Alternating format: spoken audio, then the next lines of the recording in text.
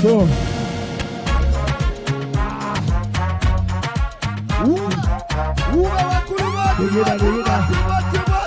Waliyo chairman kukaleyo ekula lya Afrika chairman musajja mulungi nnyo akutte ekula lya Afrika ensonga Yoweri amuli munoti obugambo twale chairman yatusanga andagalinga bebiriwo bamwe emiranga olw'obwavu obukiro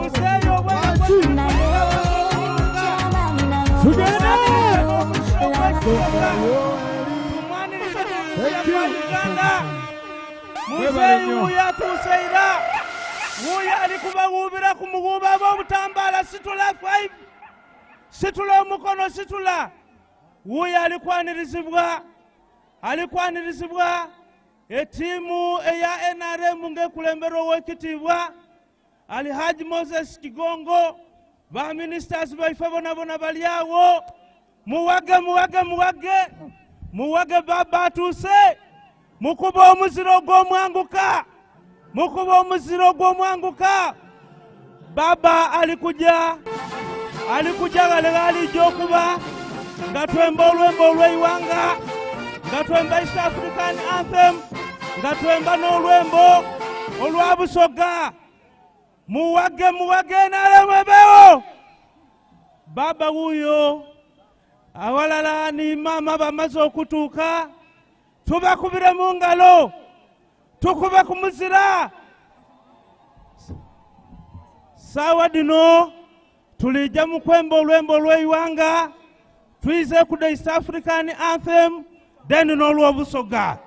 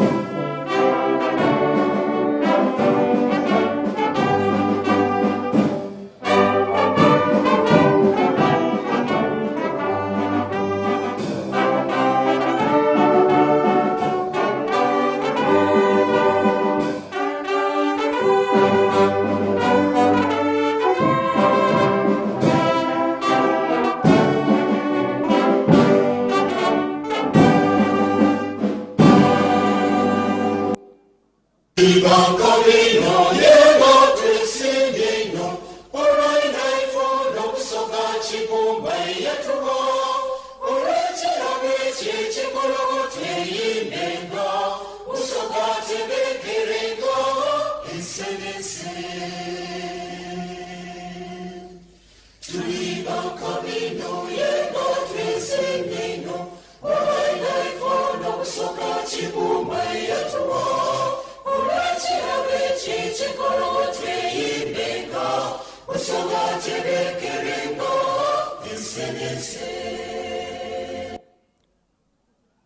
Baba waife, President of the Republic of Uganda, atengera ni wave, National Chairman wa NRM, awalala ni mama, kambasaba mutyameku, era mukisera kino nteeketeke, abalyo ibe emyoyo, baide batubise mukano merokano.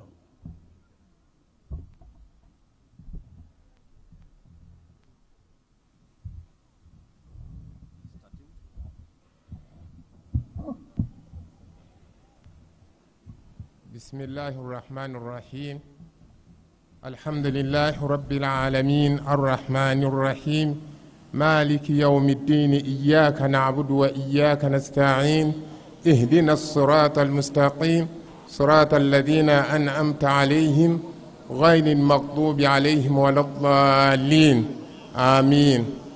أي كتوندا ويفتك سبا وتكونغانيزا نولواليرو ngatuchaziza baba waife dada wabana Uganda ng'ekimulese wano kwida kutegeeza abantu nti akasobola okukulembera igwanga lino. Katonda waife tukusaba omubise mu muyaga guno nga bwe wamubisa mu miyaga egyasooka. Tukwegayira Katonda waife abana Uganda basiime ebirungi byakoze okuva lwe yayingira ku bukulembeze okutuuka olwaleero, era nga tukaali n'isuubi mu ye okubanga akatukolera ebirungi. Katonda waife toola omukono gwo ogw'ekisa oguwa omusaasizi ogutekuye asigale nga akatukulembera for God and my country.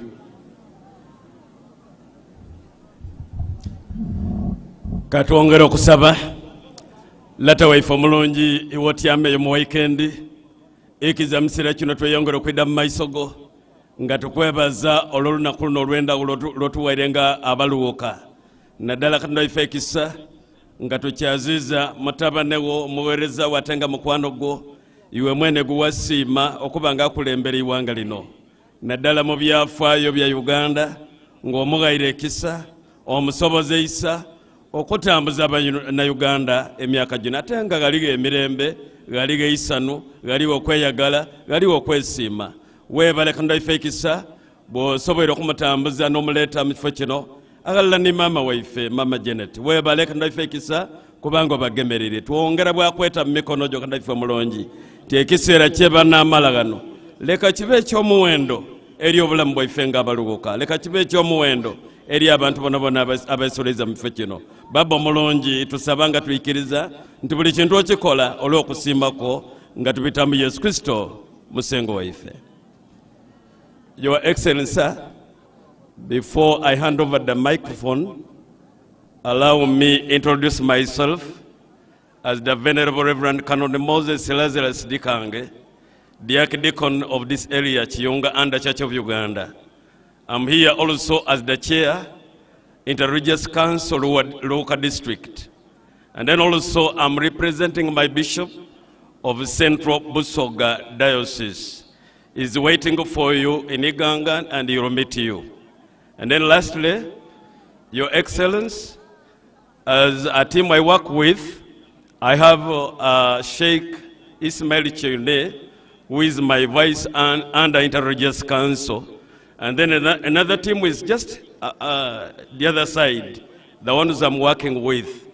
Many times, Your Excellency, I call them the rarely recognized infant brigade down here that are working tooth and nail to ensure that we continue moving on.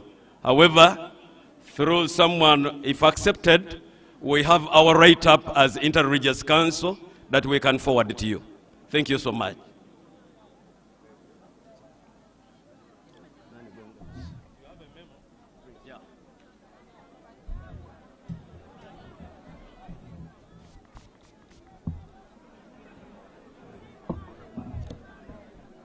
Your Excellency, ninze Chibuika Michael, mutabanewo RDC wa district eya Luuka.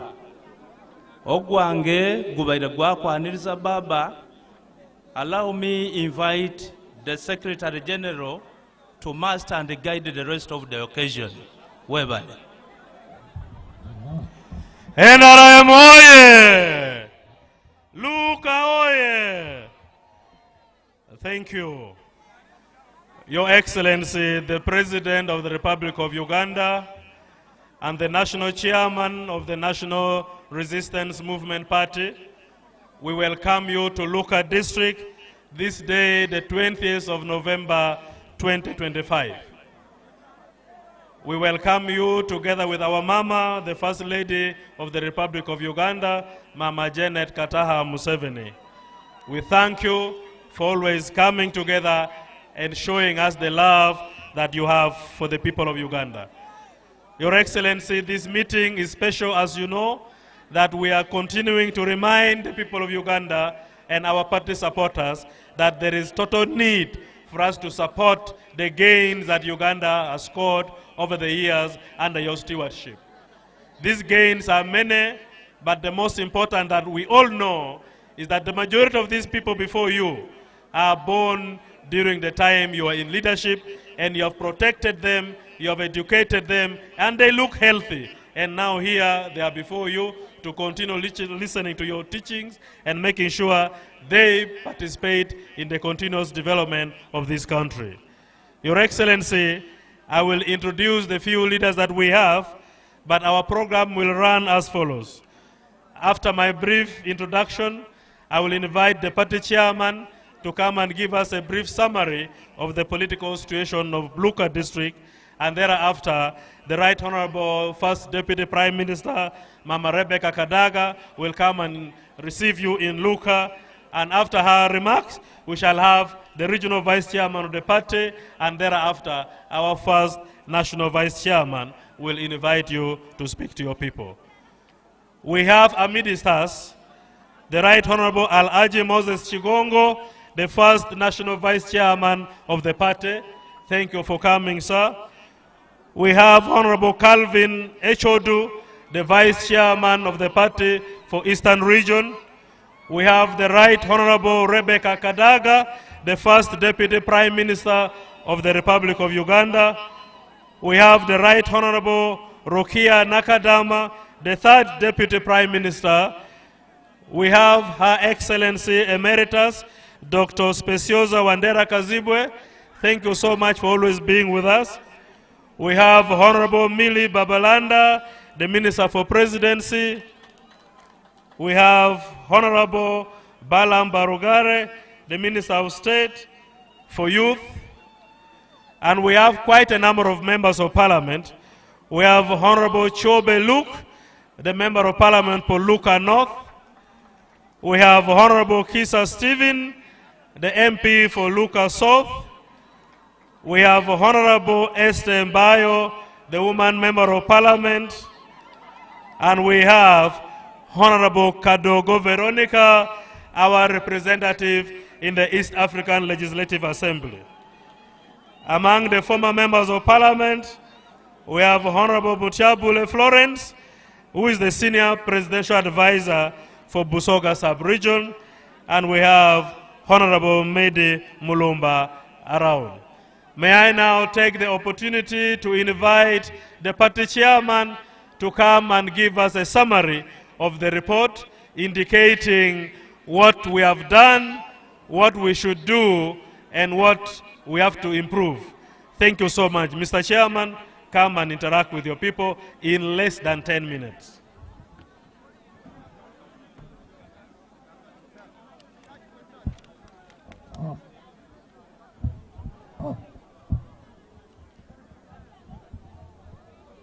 Your Excellency, the President of the Republic of Uganda, and Mama Janet Museveni,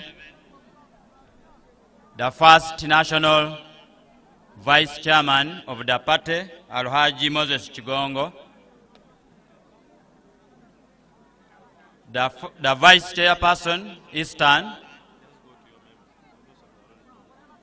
the Right Honorable Mama Alitwala Kadaga, and all the ministers, government leaders who are here, district leaders, abatyamye ba Luuka, abaami n'abakyala, kodeyo. NRM oye! President Museveni oye! Your Excellency, Baba ikiriza kulwange ni kulwa abantu be Luuka nkwanirize nga chairman ow'ekibiina kya NRM mu Uganda era nga niwe flag bearer kubwa president mu Uganda yona yona. Sebo nsangaire ino okukubona. Sebo president mpereibwa omulimo ogw'okwandula yoli ekiwandiiko ekyawalala ekyakoleibwa abakulembeze ba district ya Luuka awalala n'abantu ba Luuka nga kisengeike ensonga ningi ino ayi mu byo ebyo byetusoboire oganula mu kibiina kya NRM awalala n'ebizibu ebitusoomooziza mu district ya Luuka. Sebo president mu maiso go n'abantu ba Luuka abaami n'abakyala era nga bavuire mu biketezo 12 amagombolola 7 ni town councils 5 emiruka 64 n'ebyalo 35. Sebo president abantu ba Luuka twena nga bw'otubona tuli balimi aye ng'ekirime kye tusinga okulima mu Luuka kirime kya bikaado, tulima kuneemwani, amatooke, duuma n'omuceere n'abatontono bayayako ebisolo ebindi n'embiidi. Sebo president abantu mu Luuka wano wona wona tulinga emitwalo 30 aye ekibiina kya NRM ba members, the registered members bali emitwalo 15 na 286 aye mu national register abajja okulonda duzi tuli emitwalo 13 na 69. Sebo president nenda okukakasa bw'oba ogiriire ku population eyo abantu ba Luuka yona bantu ba NRM era nga tulina obuvumu ndi tuli kujja kukulonda abo abatontona abajja mu bibiina ebindi baniiga buniige aye nga Luuka ya NRM. Sebo president twenda okukusiima mu district ya Luuka wayawulamu watuwa constituencies 2 eya Luuka eya Maserengeta Luuka South ne Luuka North era ng'omwo mulimu town councils 5 n'amagombolo 7.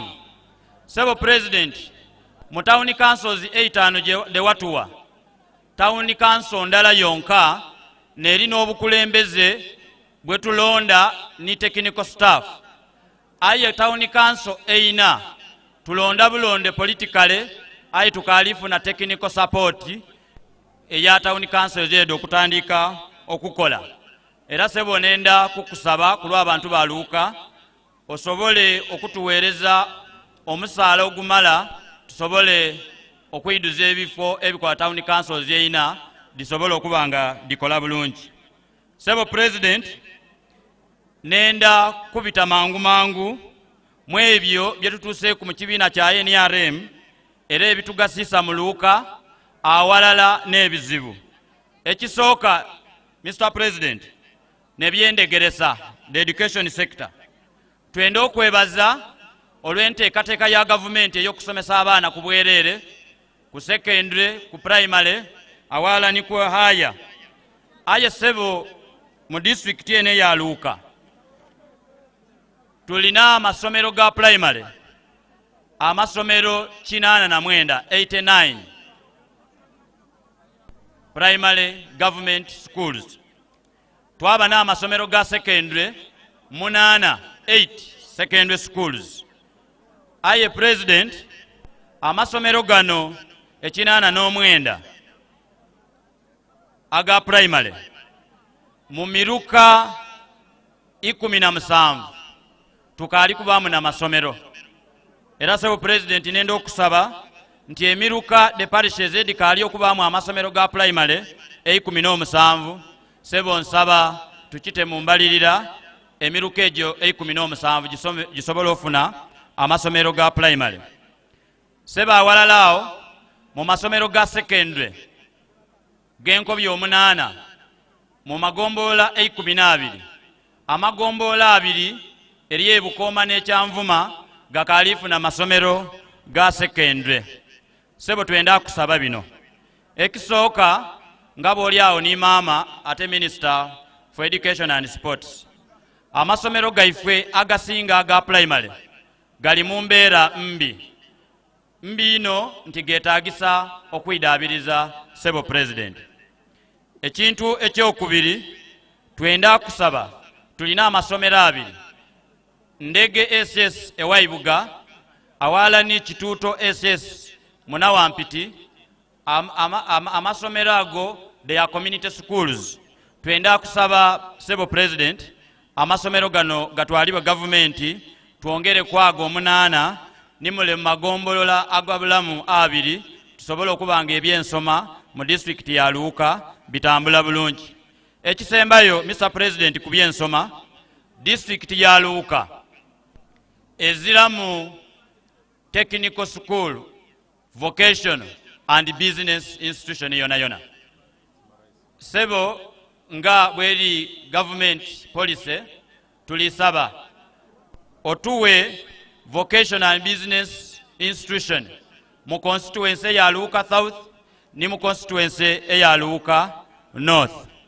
Era sebo ndikiriza nti olwokuba abaana benda osoma ine ebyomukono mu district ya Luuka eriyo ekitongole kya private skilling center ekya Judith Foundation Uganda nekikolako okutraininga kwa abaana mu Luuka nga kyakatraininga y'abaana 3,200.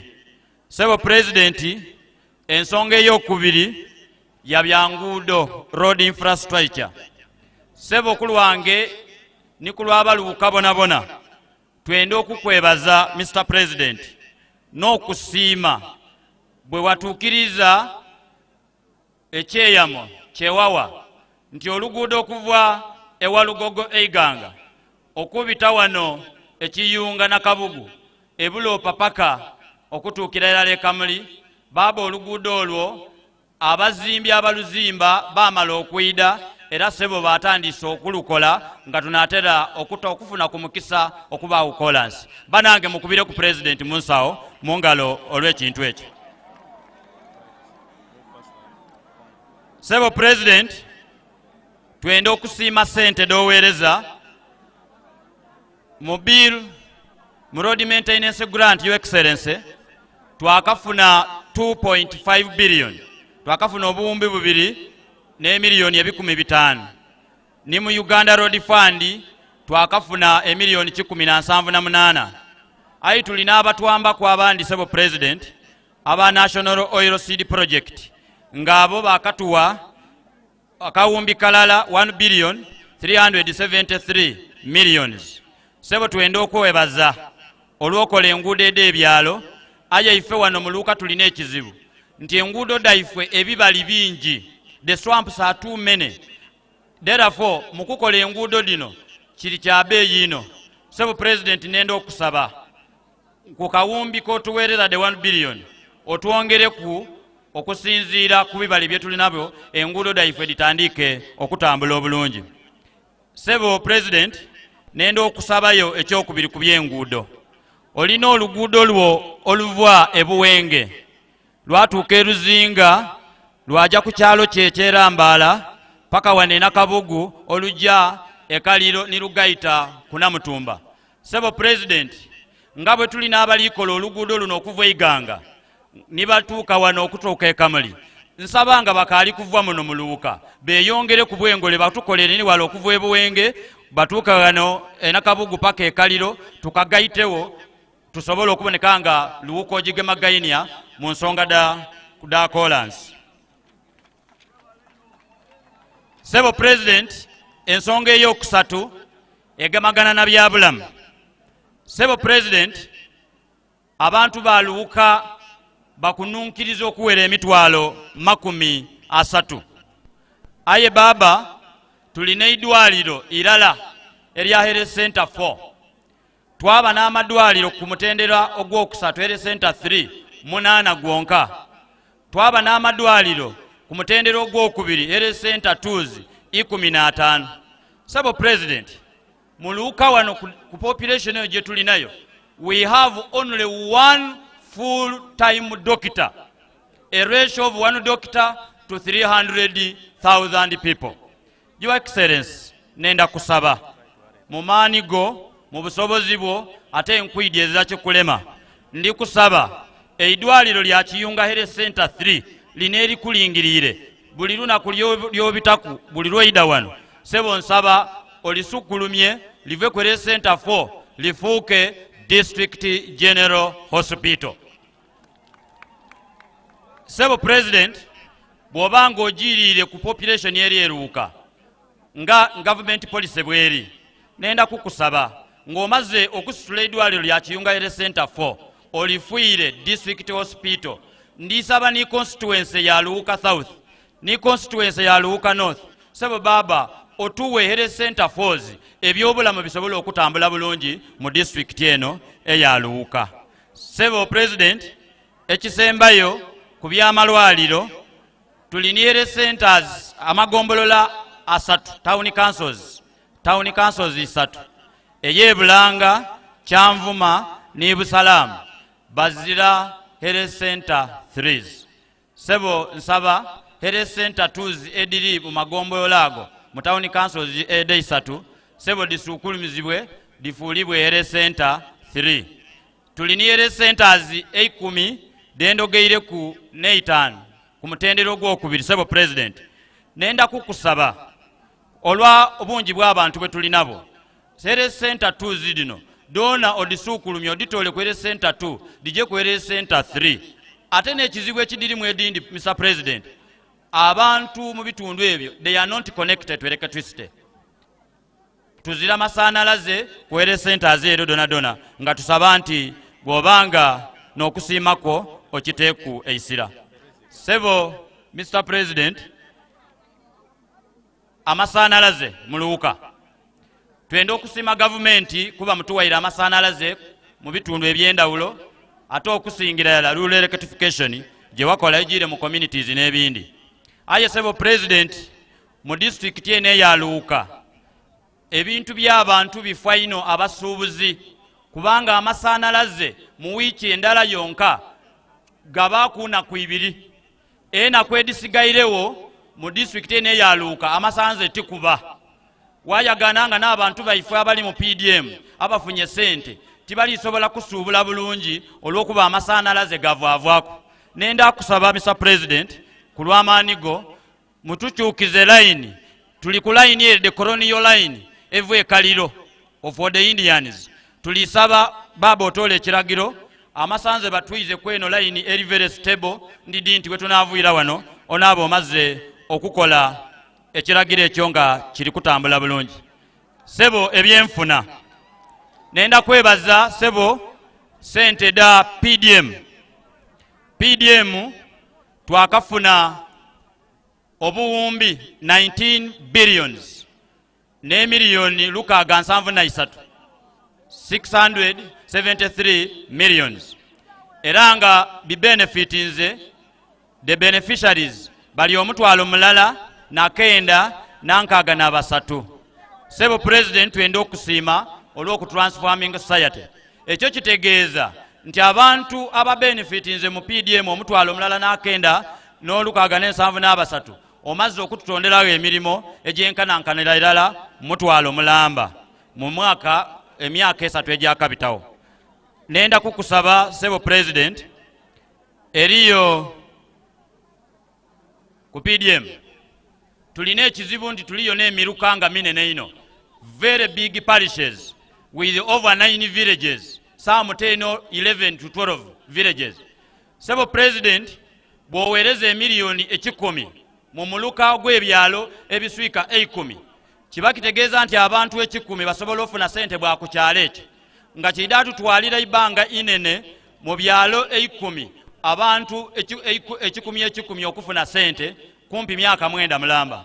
Sebo President, nenda kukusaba nti emiruka gyaife emingi, the parishes that are very big, tudongera ku ssente tusobola okufuna nga abantu baife aba PDM bafuna ssente oba tudawulemu tusobola okubonaka nti kibunika bulungi.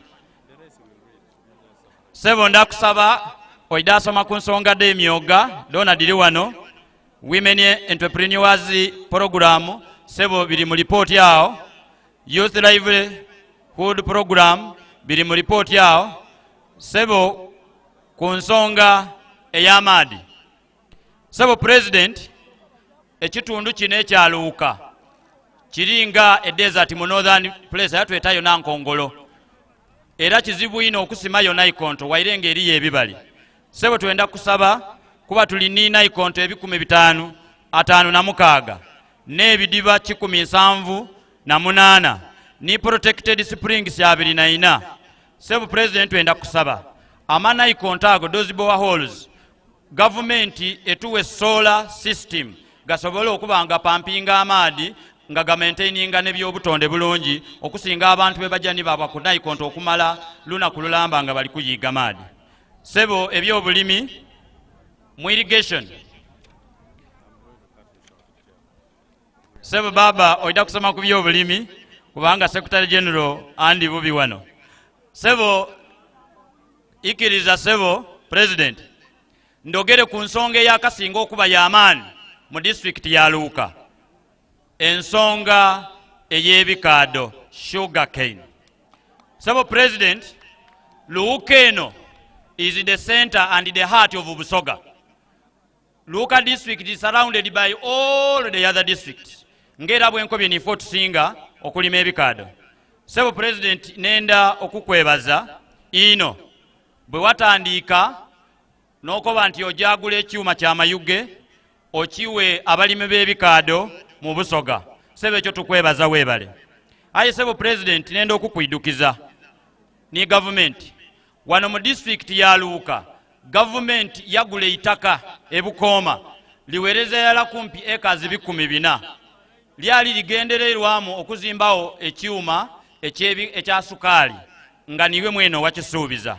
Aye Sebo President, nga bw'olikuwa abantu b'emayuge, abantu ba Busoga ekyuma eky'ebikaado eky'emayuge, ndi kusaba eitaka bwe liri wano ebukooma mu Luuka, ndisaba tuzimbewo factory enakola value addition ng'egaitako omutindo kwebyo ebivuire mu kyuma kya sukaali okuva emayuge bisobola okuboneka nga wano bitukolera. Ekisooka tusobola okolamu amasanalaze biogas nigana amasanalaze agavaavaaku kiba kitwambye ino okugongeraku nga tukoza amasanalaze oba twakolawo n'ekyuma ekikola ebijimusa mu bikaado byaife ngaye tukisigayiza wano. Baba bw'otuwa ekyuma ekyo ni industrial park eitaka lya district. So President, district eno yawaire ye itaka nga yawaye itaka lizimbibweku industrial park era liri wale Mawembe. Your Excellency, bw'otuzimbira factory eyo for value addition n'otuzambira ni industrial park wano ku Mawembe for small and medium enterprises and industries.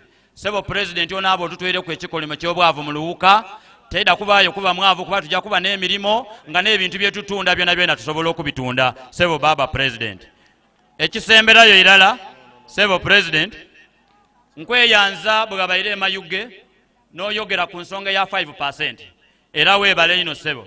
Aye Baba, mu Busoga wano n'ebyuma bya sukaali byekyusakyusa bw'omala okulagira n'okoba oti 5% eveewo ni minzaani dije mu maiso nga dipima ebikaado mu byalo oba bakavaawo ng'ate babiizaawo ebyo byene. Sebo President, ndisaba nga bagaire ekiragiro kuno ng'oli emayuge Baba kiteekwa amaani abantu abo balebe kukwira mu kukola ensobire bebaire bakolanga.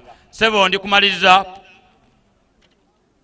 n'ensonga esembayo n'abantu bo abaala kwena. Sebo President, twenda okusiima obairenga nga osasula abakosebwa Lakwena era bangi basasulwako. Aye Sebo President, Honorable Minister for Presidency is here, Honorable Mire Babalanda. They were with some official baidaba abala abantu mu Busoga abakosebwa Lakwena. Nategezebwa kunti abantu abakosebwa Lakwena bakakubanda yo kasente katono ino kati kabuwumbi butanu bwonka only 5 billion. Baba nsaba abantu abo basasule eyensonga eveewo tulebe kwira ku ndala eyo buli kaseera. Sebo President, tulina district eno council yatyama yagaba itaka ng'eitaka lye yagaba tulikwenda tuzimbe ku regional sports stadium. Nga bwe nkobye President nti ekitundu kino ekyaluuka ni center ya Busoga. Eno tulina Idinda, eno Kamuli, eno Buyende, eno Kaliro, Iganga, Mayuge, we are in the center.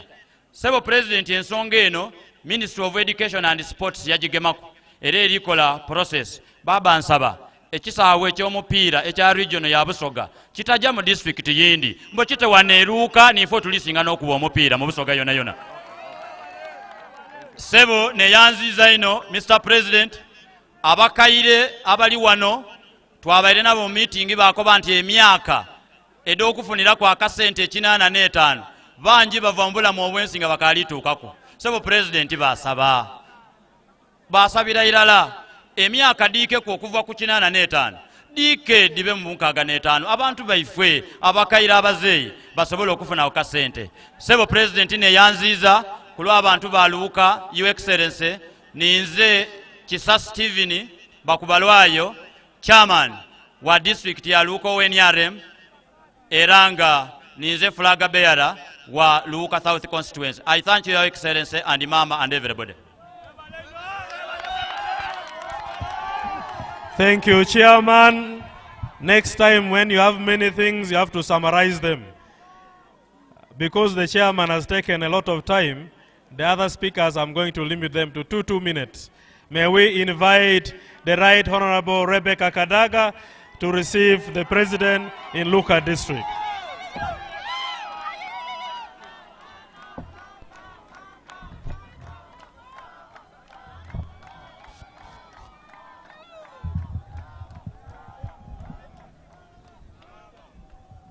Thank you very much, Secretary General. Your Excellency, President Yoweri Museveni, our candidate, and Mama Janet, want to welcome you on behalf of the whole of Busoga to the district of Luuka. Thank you for taking time to come to us. Your Excellency, mine will be very short today. It concerns the issues of the women empowerment. Your Excellency, odakwidukira nti watuteekera program ya grow era bwenna gifuna nabeera abakulembeze bonabona ab'Ebusoga twagenda twasiiba eyo twasoma n'ab'ebanka ezikola grow abaera mu byalo nga bitano ku bibiri bakatyabi batwaire mu bya Kiwani batusaba ebyapa. So Excellency, grow project yatusala ndikusaba nti mubeeyo n'engeri y'ogiringamu kubanga utwalio leta ripoti ku cabinet Minister wa Jeda yakoba ati aidha kwa program eyanguira abantu abasira byapa ayo mwaka guire ku gatagikoze no icho sebe ensonga eyo abakyala abantu balonzi balungi bali committed ndikusaba nti ensonga eyo giringemu erongose obulambu bw'abantu bwaife.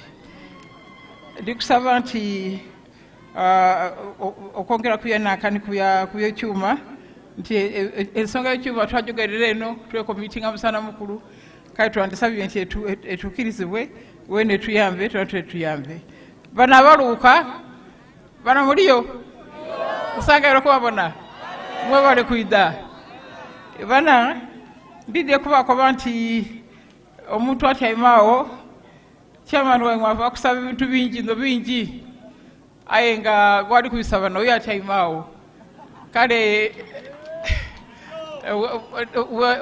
mugebi obuyinza asobola kwanukula okusaba okwo kubanga akoze kubuzira omusana mukulu asobole okubayiramu nolwekyo ndi kubasaba nti 15 buwune mujja ku polling station munoni agali ekikufiira n'akabaasi awge mutensonga wegorera nga bugore gulo bidakora bululu ngebitu bitambula bulungi mubanda kumpuriza mwebalirana.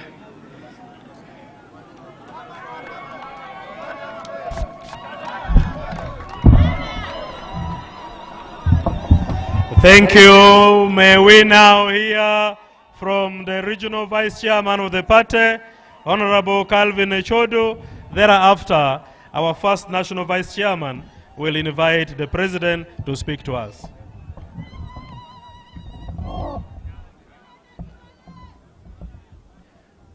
Luuka oye, Busoga oye, Uganda oye, East Africa oye, Museveni oye. Your Excellency, the President of the Republic of Uganda, Mama Janet Museveni, the First Lady, Minister of Education, welcome to Luuka. Because of time, allow me to follow the protocol already established. Your Excellency, as you wind your campaign tour of not only Busoga but Eastern region, want to thank you for educating and reminding us about the 7 Matafali's you and NRM has contributed to the House of Uganda. We appreciate you and appreciate the leaders of Busoga for the support and mobilizing people. And the leaders of Luuka, thank you. Without wasting more time, I take this opportunity to invite the first national vice chairperson to invite you. Thank you.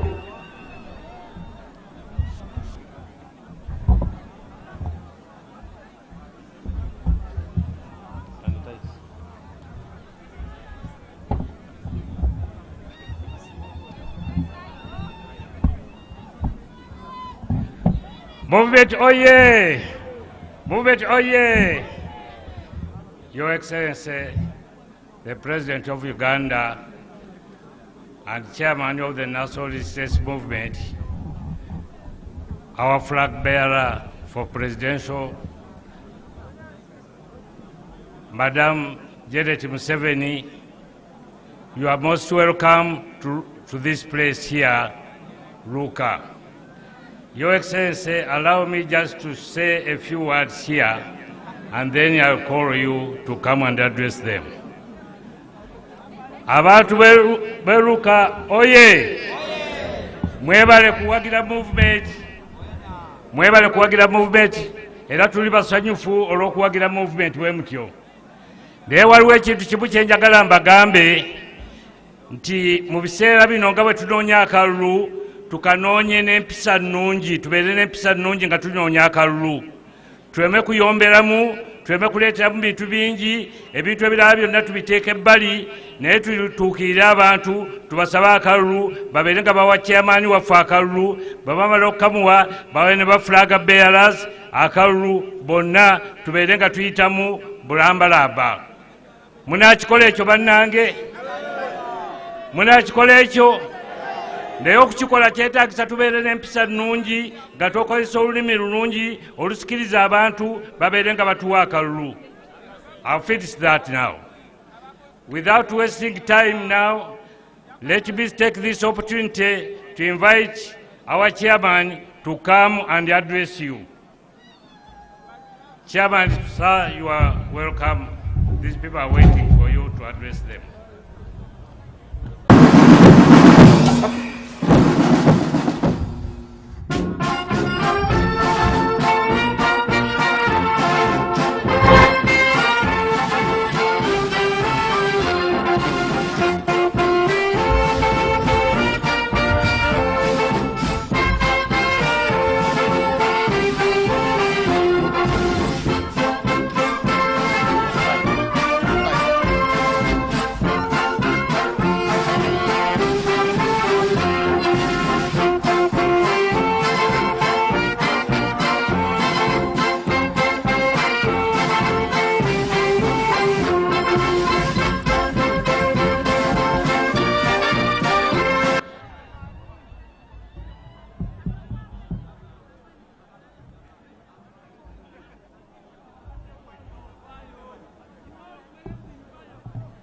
Koideyo abeluka.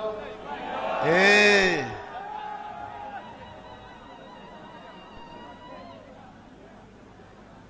first vice chairperson of NRM, omumyuka asooka wa pati ya NRM, vice chairperson NRM Eastern, omumyuka wa NRM okuva ebuvanjuba, Right Honorable Rebecca Kadaga, Deputy Prime Minister, mukaire waife aitwala Rebecca Kadaga, all the other leaders, abakulembeze bonabona abali wano, and you the people of Luuka. nife abantu abakungaine wano abe Luuka. I'm happy to be here with talk to you. Ndi musanfu okuba wano olunaku olwaleero okwogera ku yemuli. I came with Mama and other leaders. Era olwaleero ndije ni maama awalala n'abakulembeze abandi bonabona. But let Mama greet you first, then I will talk. Aye kansabe maama asooke abalamuse ku meemale nje mu maiso. Aberuuka muliyo mwebale kwija, Kale maama mwebale kwija in these great numbers. mwebale kwidda mu bungi muti twekubireko akalu n'omuzira kubanga twidye bangi. Mwebale for being yellow in Mama Luuka. asiimye ino, mama asiimire irala. Now I don't have much time myself to talk much about even education, which I lead because of time. Olwaleero azira bingi ino byakwogera olw'ebiseera ebigiire eino. But I wanted to just say one example Aye ayenze okuleetayo ekigambo kirala eky'okuboneraku that reminds me of where God has brought this country eyo from. ewala Katonda yatweire ensi yaife. I wanted to tell you a brief story Ayenda about otukoberayo akagero akatono. when I came back to Uganda in 1986. Bwe yali yakaira e Uganda mu mwaka gwa 1986, I did some work with orphans in Uganda, and I wanted to do something about helping people who had no help at all. alina omulimu gwe yatandikawo okukola ng'akula mu baana abamulekwa ng'ayenda abe nigwayamba mu kiseera ekyo. But in 2006, I went into politics. Aye mwaka ogw'2006 yayingira mu by'obukulembeze oba mu by'obufuzi. And because of that, I went to visit schools in my constituency, in Ruhama, in Ntungamo. Era mu nsambo eyo yajja okukyalira ku agamu ku masomero eyo yafuluma e Ruhama mu constituency gye yali nga avaamu ba yazaalibwamu. The first thing I found out was that the primary school I went to some 26 years ago, before 86. Ekintu kye yazuula nti essomero lyali yasomeramu emyaka nga 26 egyali gyakabitawo enyuma eyo was still the only primary school in that district at that time. Neryali nga nerikaali eisomero lyonka eryali likaaliwo mu kiseera ekyo. Except that now they had changed its name. It was called Chamate Secondary School instead of Chamate Primary School.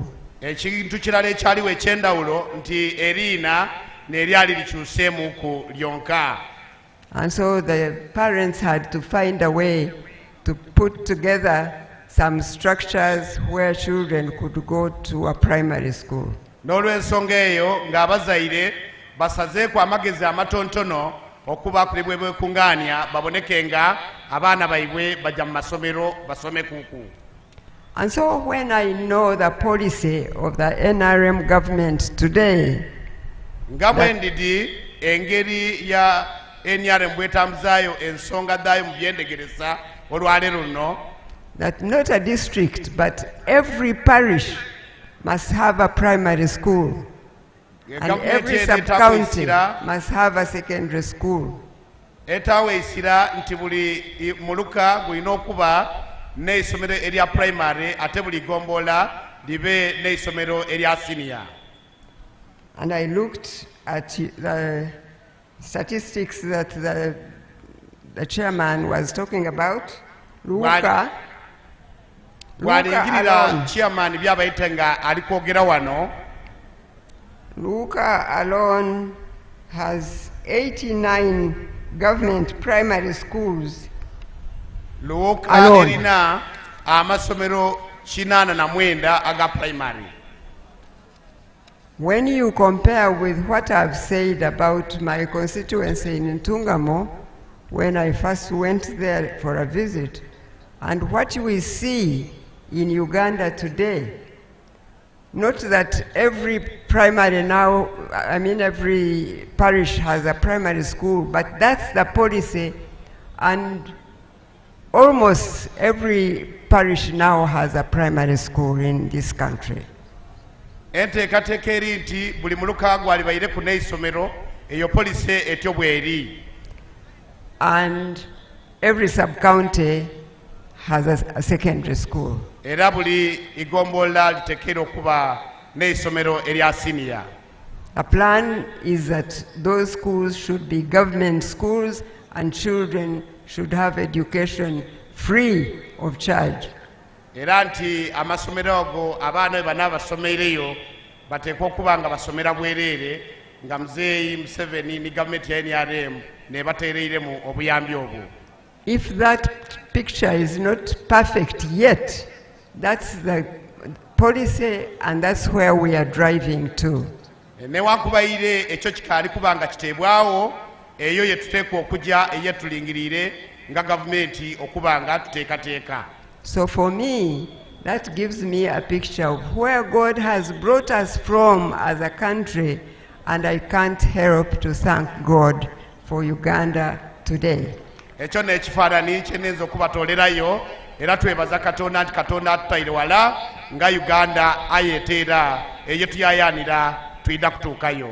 And that's why I must say to you that it is right and good to vote for NRM so that NRM can continue to build this country and we can continue to improve so that our people can live in a better environment. Kyova mbakubiriza tulonde NRM tusobole okuboneka nga tukole enteekateeka eyo abantu babe mu bulamu obweyagaza okubita mu byendegeresa. Luuka oye! Museveni ni Luuka oye! Busoga oye! Busoga oye! Uganda oye! Uganda oye! God bless you all. Katonda abampeere enkabi bana kampulira omuzira n'enduulu ed'amaanyi maama ng'amaze okwogera ku ye tuli. Tweyanziza ino maama. I want to thank Kibumba. Nenda kwebaza Katonda because I've been coming to Busoga for a long time, doing work here, fighting here, but also working here. Kubanga nsobola okwidda ku emikuzi Kamaala e Busoga nga nkola emirimu mingi era nga agezaako okulwana wano ni wale okutereeza eiwanga lino. In 1972, mu mwaka ogw'Olukumi-1972, I remember bringing guns from Tanzania through Kenya up to, I was taking the guns to Kampala, but I had to stop at Iganga to wait for the night to take the guns into Kampala. Mbidukira omwaka ogwo ogw'Olukumi-1972 nali nga nteekeirwa okuleeta emundu okutoola Tanzania nga mpita Kenya ate wuuyo yabaaku Eiganga we yali nga ali kulinda obwire buzibezibeku asobole okuboneka nga yeeyongerayo n'emundu ezo. I had 12 machine guns. Yali n'emundu 12. And I came with them in the train. Era yayidda naddo mu tereeni oba gaali moosi. Until the railway station at Iganga. Okutuukaawo ku station eya railway Eiganga awo. And I got them out because I didn't want to enter Kampala in the morning. era yaditoola mu gaali moto asobole okuditereka kuba lyali tayenze kutera kutuuka iyinda. At that time, Iganga was a very small trading center.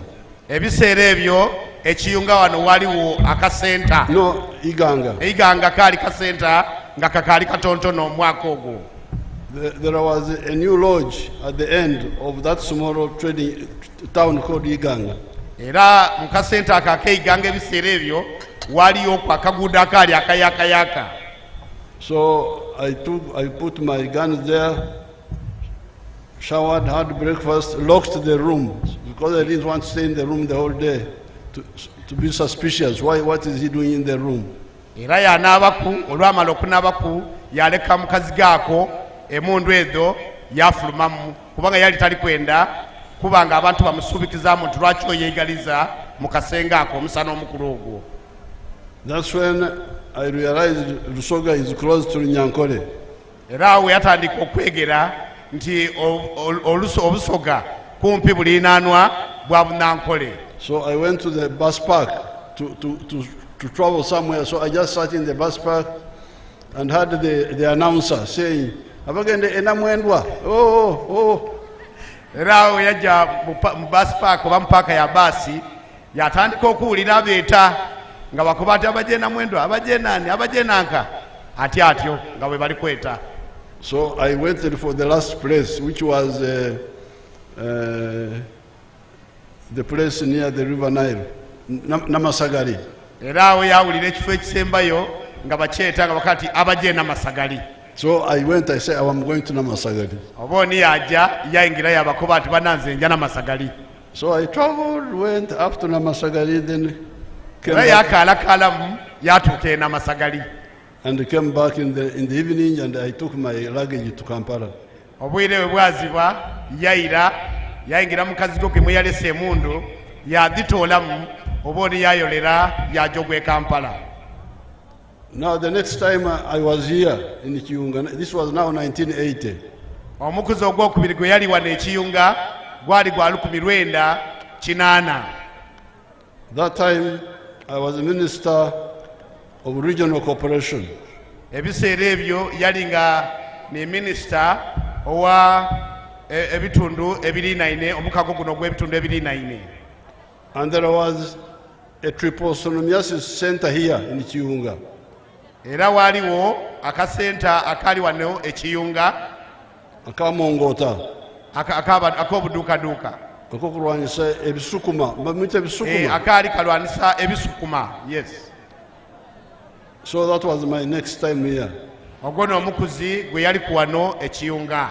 So when I come here today in peace, olwaleero wendira ku wano nga tuli mu idembe tuti and openly, ate nga wazira buzibu ng'ayidye musana mukulu, and in happiness, ate ng'ayidye mu isano, to talk about our future, okwogera ku bulamu bwaife obw'omu maiso, I feel very happy.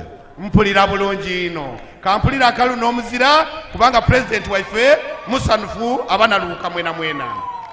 So awo whenever is a kibumba. Era yebaza Katonda ku lw'ensonga eyo. So we are here with the other leaders to present to you the NRM manifesto for 2026-2031. Tuli wano n'abakulembeze abandi boona okubanga tubandulira enteekateeka gye tulinayo ku lw'obukulembeze mu kisanza kino ekiri kuyiraku ekya NRM ne gavumenti yaife. And in that manifesto we point out to you that in the last 40 years NRM has put 7 matofali on the House of Uganda. Emyaka egiyise 40 NRM government esoboire okuba n'amatafaali geeta ku Uganda agawerera irala 7. The first one, eitofaali erisooka, is peace. Nerya eidembe. You heard people talking about the Lakwena victims. Abantu muli kuwulira ano nga bakyogeraku era kibaire mu ripooti ya chairman wa NRM ekyala kwena nga bwe yayidda n'atulugunya abaluuka. That meant war. Ekyo kiba kitegeeza nti olwali lutalo. You heard that when I was here, much of the time I was in fighting.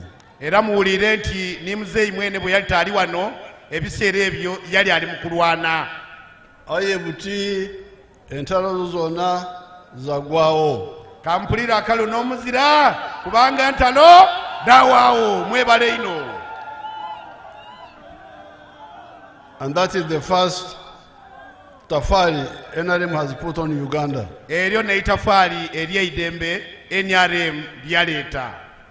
Now, regarding the Lakwena victims, ekikemagana ku nsonga ey'ensonga za Lakwena, I want to direct the Minister of the Presidency nenda kulagira minisita oyo owa office ya president and to work with the Attorney General, okolagana n'oyo sa Attorney General, Purida wa government, ow'amateeka owa gavumenti, Purida wa government, Purida wa gavumenti, solve this problem of Lakwena victims. eyo ensonga agimalewo agiteeketeeke eve mu idiiro n'ekyo kiwe. Kampulira akalu n'omuzira alagiire. Then the second tafari is what the chairman was talking about. Ensonga eitafali eryokubiri ni chairman gyayogeireko owa party. You heard him talking of essentially two parts. He was talking about the tafari of development. Eitafali ery'ebyenkulaakulana. The enkulakulana, you need to know it, has two sides. Eitafali ery'ebyenkulaakulana oteeka okulimanya mu mbeera za mirundi ebiri. The first one is what we call economic infrastructure, emisingi y'ebyenfuna. Ensambo esooka neyo ey'emisingi egy'ebyenfuna. The roads, amateeka, enguudo, the electricity, amasannyalaze, the telephones, amasimu, the pipe to water, amaadhi ag'emidumo, the railway. Oluguudo lwa gaalimoosi. So you can that's on the side of economic infrastructure. Oyo ku luuyi olw'emisingi egy'ebyenkulaakulana. Olw'ebyenfuna. Now there is then the social infrastructure, emisingi y'ebyembeera y'abantu. Yes, emisingi egy'embeera ey'abantu n'omusingi oba ensambo y'omulundi ogwokubiri gwe tulingirira mu enkulaakulana. And these were the schools, muno n'omuli amasomero, the health centers. N'omuli amalwaliro. You heard what the chairman was saying. Era muwulire issentebe wa pate mu district eno bw'ayogeire. And all the plans are here. Era enteekateeka ezo zonna muzeeyi alinado. Tumukubire ku mungalo n'akalulu ku lw'ensonga eyo. Akote kamala. Kale mwebale. Like on the schools, nga mu ngeri ey'amasomero, you already have 89 government primary schools. Already tukiwulire nga tulina amasomero 89 wano e Luuka. And you have got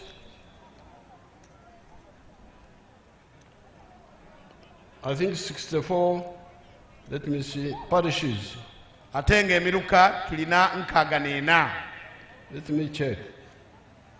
Leka yeekalirise ensonga eno.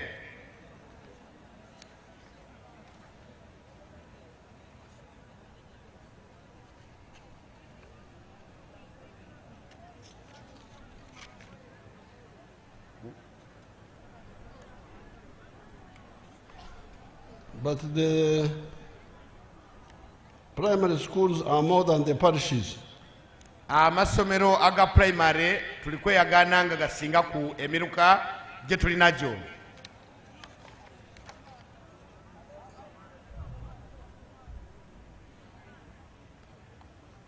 The miruka should be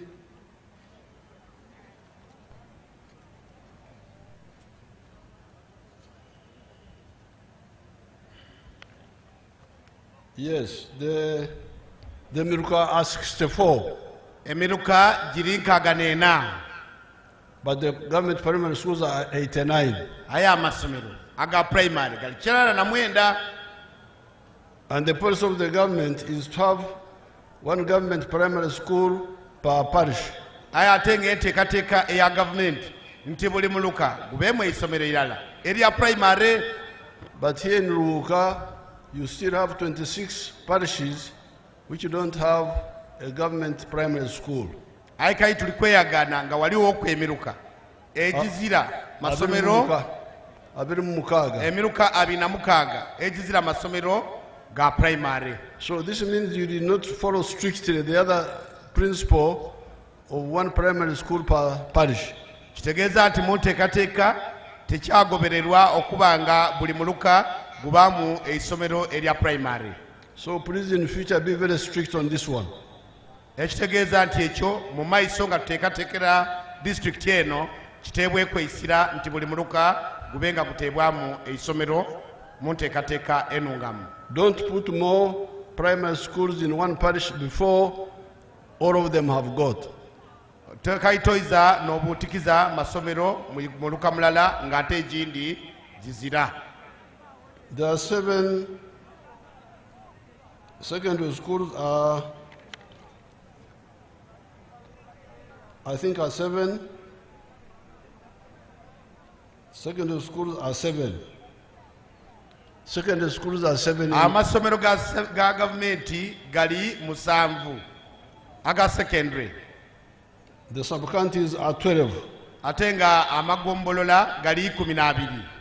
So we still have 5 which don't have.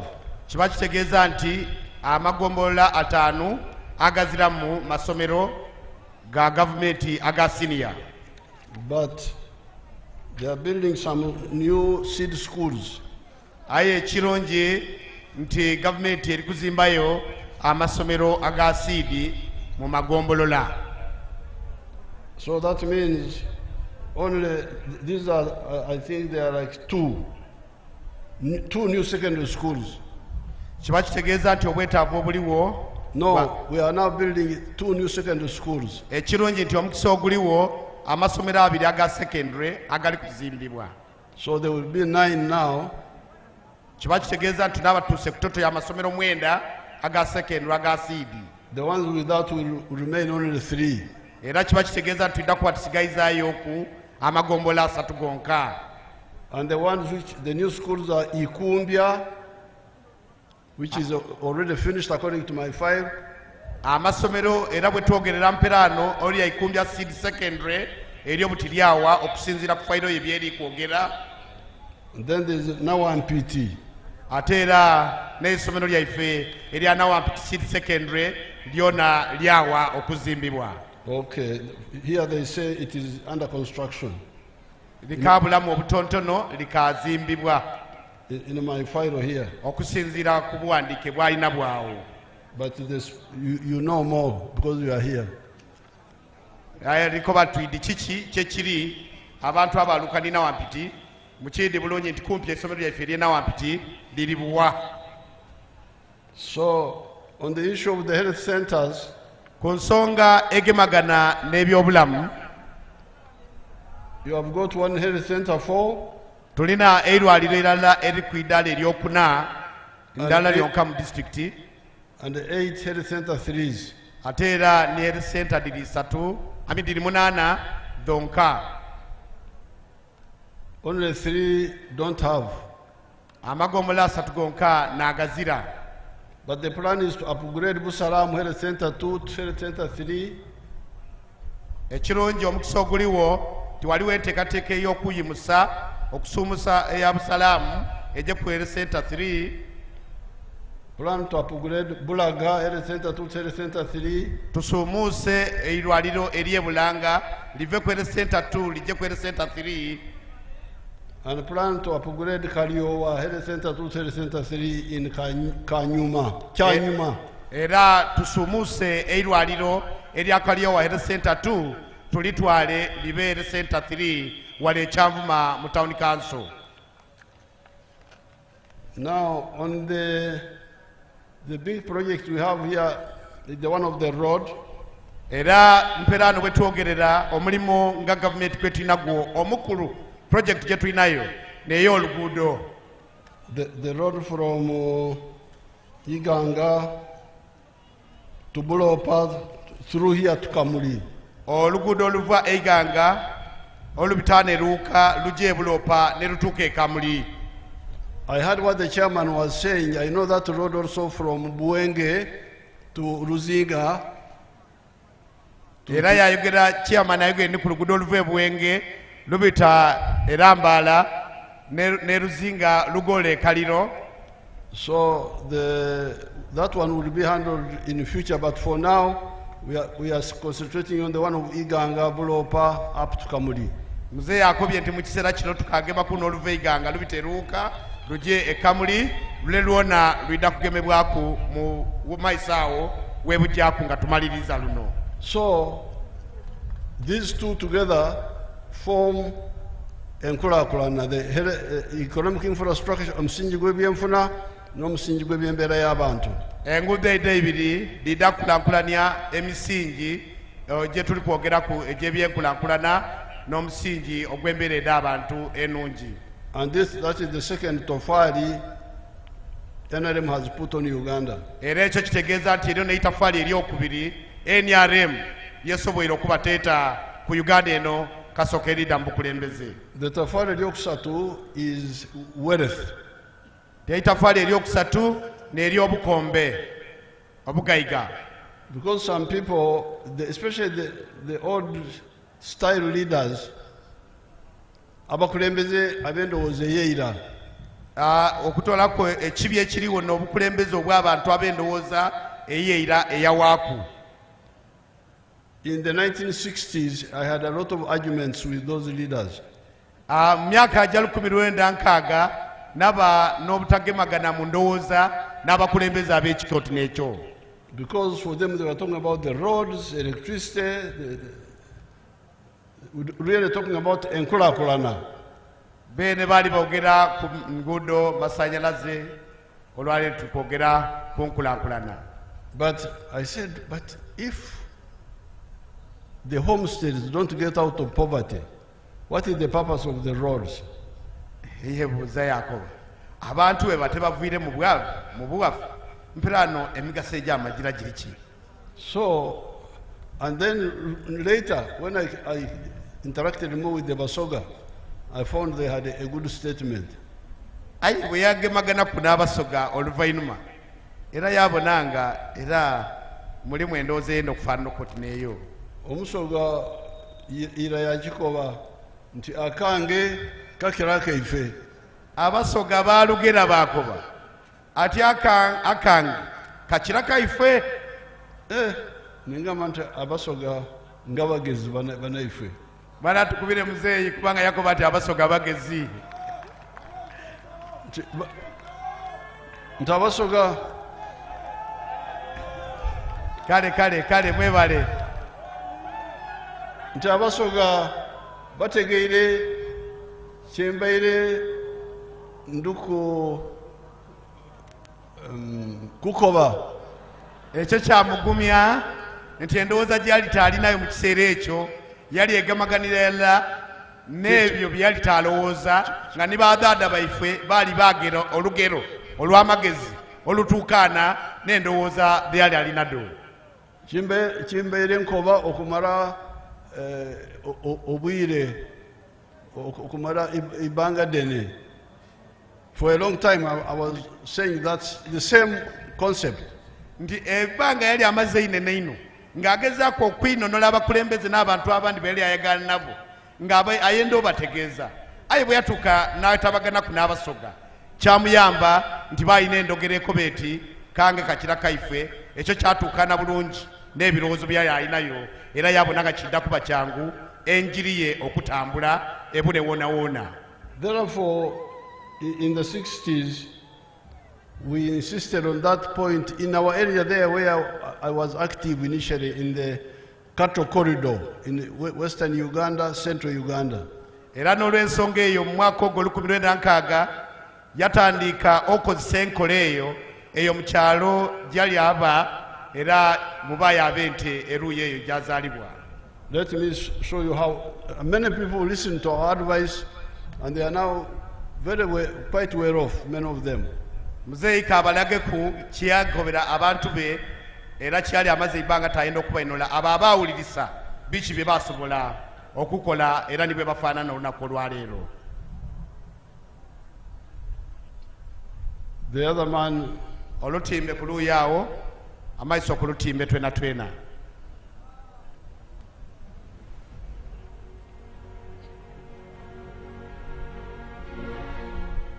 Amazina ninje George Matongo owangoma mugongo buntu hano gwataka shozi nandi kutaha umurimo gwanjye ndi murisa nteze mujya kureba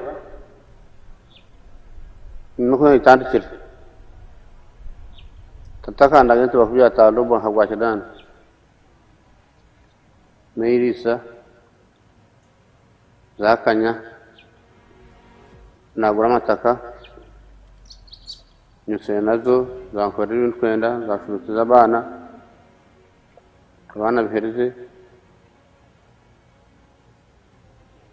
natuzurho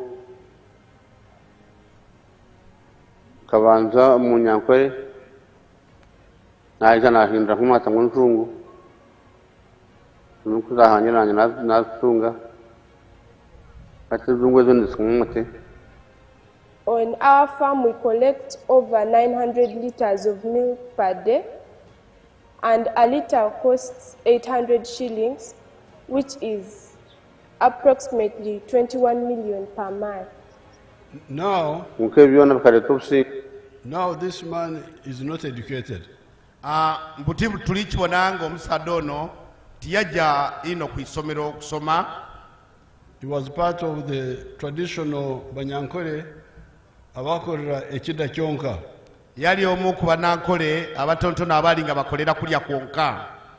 But when they listened, and him and many others, when they listened to our advice, oyo omwami n'abandi ku kyalo we baawulira muzeeyi bye yali asomesa, they changed it. Bakyusa enkola yaibwe. You can see now he's a rich man. Era buti muli kubona musaada mukombe muzibu. He's selling 900 liters of milk per day. Atunda amata agawera erita lwenda buli lunaku. And although the price is low in that area because there's a lot of milk, newankubadde emiwendo egy'amata mu kitundu ekyo giri wansi kubanga amata mangi agaproducingibwa mu kitundu ekyo. But because of the big amount of milk, he gets 21 million shillings a month. Olw'omuwendo omungi ogw'amata gakungula oba gakama buli lunaku afuna emiliyoni 20 buli mwezi. In a year, that is 250. Kitegeeza nti mu mwaka gwona gwona afuna obukayire 205. As you see, he has built a good house. Era mbwine kyasobola okuzimbaku akayumba akalungi akeyagaza. With solar power. Era yataaku n'amaani ag'enduba. And educated children. That girl is a graduate. Era n'abaana be asobola okubasomesa mu masomero ag'obuvunaanyizibwa. That girl is a graduate, the one who was speaking. That girl is a graduate. Oyo omwana alina ediguli gwe mu bwine taali kwogera awo. But what is important is that where they are is far from the tarmac roads. Aye kisinga bukulu nenda kubategeeza nti abo we bali wala ino okuva ku luguudo olwa kolansi. Like 70 miles. Liri emailo nga 7 okuva ku maka gaibwe okutuuka wali kolansi. Much further from here Chiunga to Iganga is like 30 miles, I think. Ate nga we tulinga wano okutuuka Iganga liringa mailo 30. You remember me, I am a man of miles, I don't remember kilometers so well. Idhukira nti ye musaadha atera kwogera mu mbeera mu nsambo ya mailo ti kilomita ng'omulembe guno bwe gutera okwogera. I think it is like 30 miles from here to... Ndoza diringa mailo nga 3 okuva wano okujja Iganga. Kilometers zirimeka okutuuka Iganga. About 37. About? 37. Ooh, that's in kilometers, that's very near. That's like 20 miles. Yes. Yes, Your Now you can see, but these ones are 70 miles away from the tarmac road. Ayedukira nti tuli kwogera ku mayiro 7 okuva ku luguudo lwa kolas amaka gaibe ye gali. N'olwekyo enkulaakulana mu kitundu ekyo ntono. Kiba kitegeeza nti enkulaakulana mu kitundu ekyo ntono. Ayo obukombi buliyo. Ayo obukombe obugayiga bwo buliyo. This is what I wanted everybody to understand. Kino kye ndikwenda n'olwekyo buli muntu ategeere era yekalirize. Everybody can have obugayiga wherever he is in Uganda as long as there is peace. Buli muntu yenna asobola okuba n'obukombe, asobola okuba n'obugayiga kasita wabaawo eidembe n'emirembe abantu okusobola okwekolera ebyaibwe. Tukubire NRM mu ngalo ku lw'eidembe lyerese. Mwebale. Now, when we came into the government, n'olwekyo bwe twayida mu gavumenti eya NRM, because this work in the cattle corridor, we did it when we were students. Era bino byali bikolebwa ye baayire ente nga bakaali basomi. But when we came into the government, I brought the same thinking into the government. Era bwe yalinga akasoma eyo niyo endowooza eyaliyo n'enkola eyaliyo, ni bwe yayingira mu gavumenti endowooza eyo teyagirekera, yayongera ogisigaku ng'agigabana nibayine bwe bayagana mu gavumenti ebiseera ebyo. Nti bonna bagagawale. Era yabakoba ekigambo nti bonna bakombawale. And in 1995, I made a countrywide tour. Everybody talking about the same thing. Era mwaka gwa 1995 yatambula ng'akobera abantu enjiri eyo ati bona bagayigawale. Then in the manifesto of 96, era manifesto mu nnambika eyo byali ajokola mu 1996 we put obulezi bw'emirundi ebiri mu the manifesto for obwavu. Yataamu obulezi bwa mirundi ebiri mu kulambika okweteekateeka gyali alinayo mu kiseera ekyo. Obulezi number 1, nti obulezi obwali obusooka was for the ones with small acreage of land. Nga bujja eri abo abaali tibalina eitaka eryali eifunda oba eitono. At that time we calculated 4 acres or less. Era awo twali tuli kubala mu kutandika mu eka 4 oba etonoku okwaga kweryo. And we said that if you have got 4 acres, era twakoba nti woba toyinayo eka 4, 1 acre put under coffee. Eka eyindi osobola ogirimaku emwani. Second acre fruits. Eka eyokubiri oba yiika eyokubiri osobola ogitaaku ebibala. Third acre you put pasture for zero grazing cows for milk. Eka oba yiika eyokusatu ng'eyo osobola okulitaaku eisubi ery'ente din'enzungu disobola okuboneka nga dirya.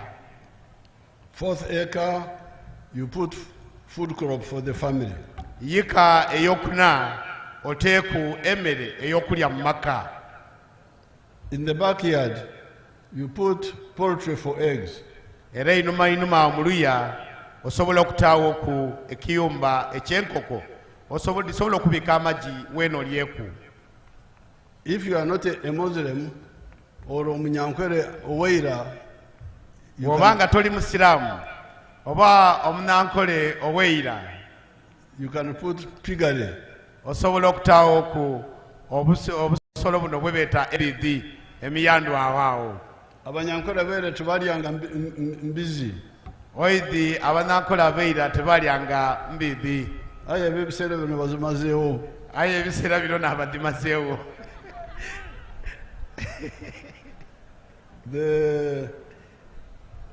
Near the wetlands okumpi n'ebibali you put fish farming. musobola okutaawo okwaya ebyenanda. Our Chibaro was that if you do this, you will be very rich in spite of the small land. Era ekibalo kyaife oba enteekateeka yaife ekoba nti w'okozesa ebintu bino osobola okufuna obukombe ng'ate okozesa akatundu katono ino kati eitaka itono. And we called this Bulezi intensive agriculture. Era kino twakyeta Bulezi intensive agriculture. Meaning you use a small area, but you select high value enterprises, you will get good money. Ekitegeeza nti osobola okozesa eitaka itono ayi waataaku emiganiro oba ebikozesebwa ebivaamu eino esente wasobola okufunamu wava mu mbeera ey'obwavu. Now the second Bulezi, obulezi obwokubiri, were for the people with big land. Bwali bwabo abakungu oba abantu abalina eitaka einene eriweraku. Those ones can do either these crops activities, the ones I have mentioned, or others which are low value, but if you do them on a big scale, you will get good money. Basobola okulimaku ebirime ebindi newankubadde ng'ebindi bisobola okuba nga tibya bbeeyi ino aye ng'osobola okubirima mu bungi ng'osobola okufunamu kubanga oba olimye wagazi. And this one we called extensive agriculture. Era ekyo ne kitweta okulima ekifo ekigaziku oba ekinene ekiwanvuku. Okukolera wagazi different from okukolera wafunda. Okolera awabba waawukanaku n'okolera awatono mu kifo ekifunda. So products like ebikaado are in that category. N'olw'ensonga eyo ebikaado n'ebijja mu nkoloti n'eyo ey'abantu abalina eitaka inene ku maize, ekirime nga duuma, tobacco, ekirime nga taba, cotton, ekirime nga famba. Initially the indigenous cows, erime eyo yaliyo n'ente dino ensoga. At that time the ensoga in Nyankore were not of high value, so we put them in that category. So enankole dona tedali damwero era twadita mu nsambu yedo. But now the Ankole cows are very, very expensive, so the Chibaro is changing. Buti sawe eno ente de nankole buti dakyukaku damuga era buti divwamu ebbeeyi esente n'empi ya kamala. Edda abantu tebazimanyi bulungi kati zifuuse eky'omuwendo. Era abantu bayite badidi aye empirano dafuka da beeyi. So people who listen to our Bulezi, who took our Bulezi, are doing very well. N'olw'ensonga eyo abantu abawulirisa obulezi bwaife saawa eno bali bulungi ino tebeegomba era basanufu mu mbeera daibwe. Let us see Basangwa of Kamuli. Kale tulinge ku lutimbe twekalirise kabiri Basangwa ow'e Kamuli n'emirimu gy'akola oluvannyuma lw'okuwuliriza muzeeyi engalaga gye yagalaga mu n'ensomesa ye.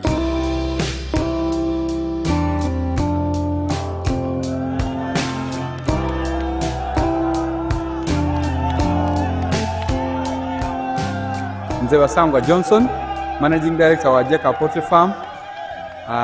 Jeka Poultry Farm eyaganibwa Bukwenge, Kamuli Municipality, Kamuli District. Mu 2007 twatandika obulunzi nga tutandikira mu Kamuli Town Council by then mu plot yali 50 feet by 100 feet. Ezo futi 5 ku 10 eda itaka. Tutandika tutya twali nga tulina ebyobufuzi wano mu Kamuli nga waliwo ensonga nga chairman wero C5 omugenzi Kawuga bamwidukira Katonda mu ekyumulo eky'emirembe nga bamutoyiremu abantu bangi abatamu application nga bali kwenda okufuuka ba chairman ba 5. Aye president yaida yatulungamya yakoba tubana abantu mwena mwena temusobola kuba ba chairman ba 5.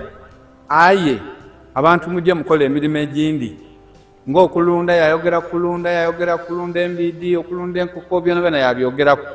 Nze napikinga mu ekyokulunda enkoko n'atandika efaamu mu 2007 n'enkoko 5. Sawa dino wendogerera ku faamu kuno tize mabega ntambwire. President yaida yankyalira mu 2010 nga nina enkoko 5,000 yasanuka ino. Sawa dino tutambwire tulina enkoko 1,200 tufulumya amagi etro 2,000 buli lunaku. Etro 2,000 divaamu miliyoni 2 buli lunaku. Omwezi diva miliyoni 6. Omwaka tuba tuli mu biliyoni ze 6 n'ekitundu. Now you can hear Basangwa now. Putini empelano musobola okuwulira mwami Basangwa oyo byali kuyinonola. Basangwa is not in China. Basangwa tali mu China. Is not in Dubai. Era Basangwa oyo tali Dubai. Is not in America. Tali mu America be. Is here. Ali wano wife e Busoga. Every day he earns 20 million shillings per day. Buli lunaku akungula amagi gavaamu emiliyoni 2 n'andala. Omwezi 600 million. Omwezi omulala afuna emiliyoni 6.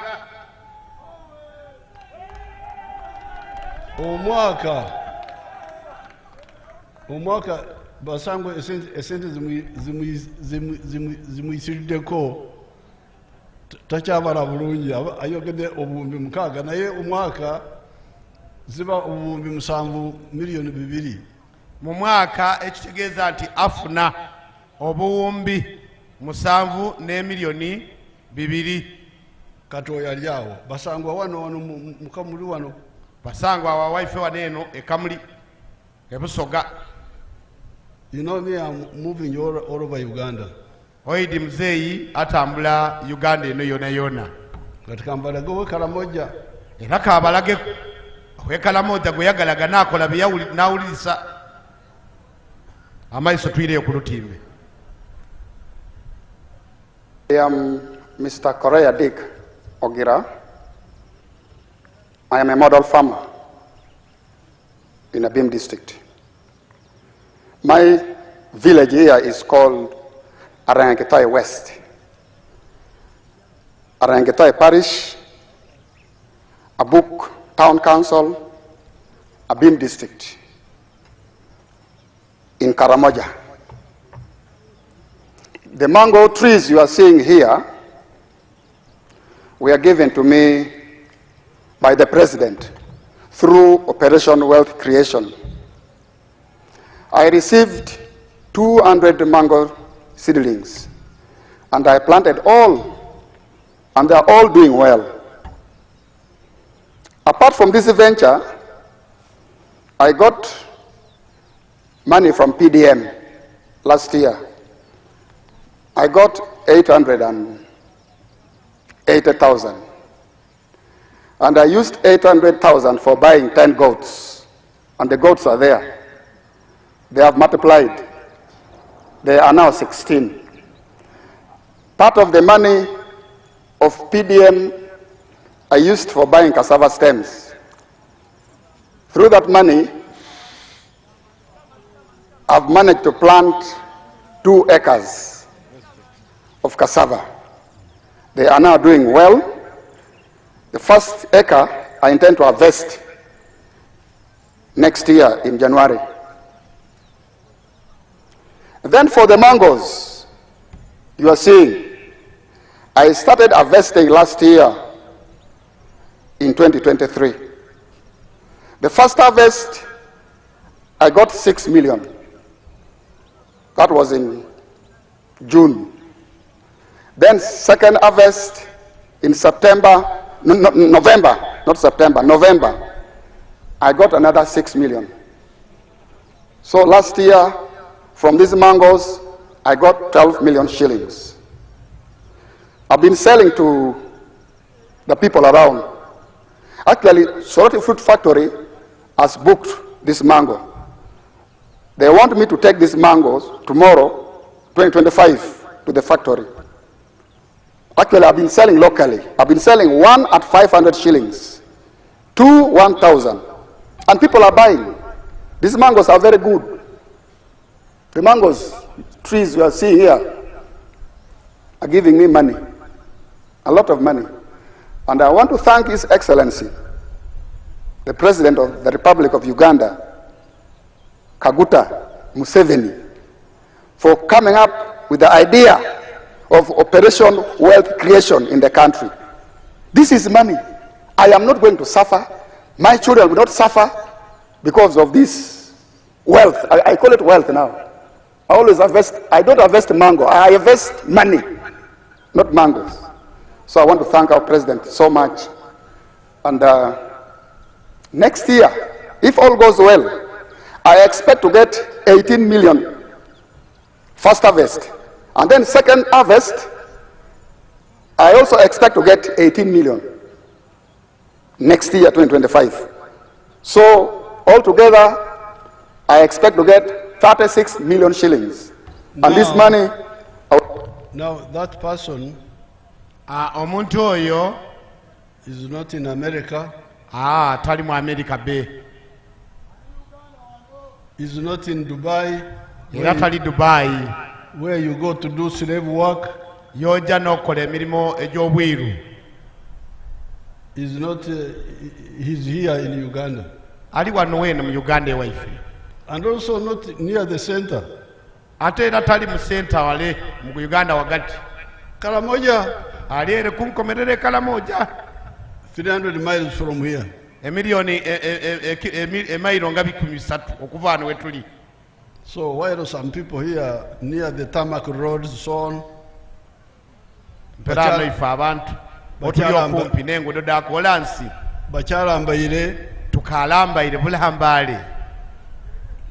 him in Karamoja, he woke up. Yes, to Kaira. Because Operation Wealth Creation was not only in Karamoja, it was everywhere. Kubanga program eyo eya Operation Wealth Creation mwena mkomba wale tiyali abakalamoja bonka. Yali wona. Yali ya Uganda yona. But some people didn't care about it. Aya abantu abandi tebakifuaku. But you see how he is. He's now earning 36 million shillings from mangoes alone. Ayo bwine omuntu otinoyo ali kufuna obukaire 36 okuva miyembe jonka. And you heard what he was saying, that his children will not suffer and so on. Era muli kuwulira kyakobye nti akajja mu maiso n'enteekateeka oti naye ennungi okusobola okwongera ku byenfuna ye. Let me finally show you my own example. Kangezzeeku era okubalagaku ekyokuboneraku ekyange kye nnakyo. On the small government farm which my people run in Lira. Mu kafaamu ke akatontona akali eyo erira. My name is Dr. Maurice Ochen. I am a commissioner by appointment, deployed at State House, and I've been assigned by the President to execute the 4-acre model. And I've put them so far in 10 regional zones in the country. Now, the 4-acre model is an idea conceived by the President to guide our farmers on how to utilize their small acreages of land so that they can earn more money through intensive farming. And here we are talking about enterprises that have good yields and high income for the household. So we have the fish farming, which is one of the enterprises that can be done near the water without interfering with wetland and tampering with water flow. Then we have the zero grazing unit. On the other side, we have the coffee, we have the banana, and also a household needs food crops as 1 acre plus fruits.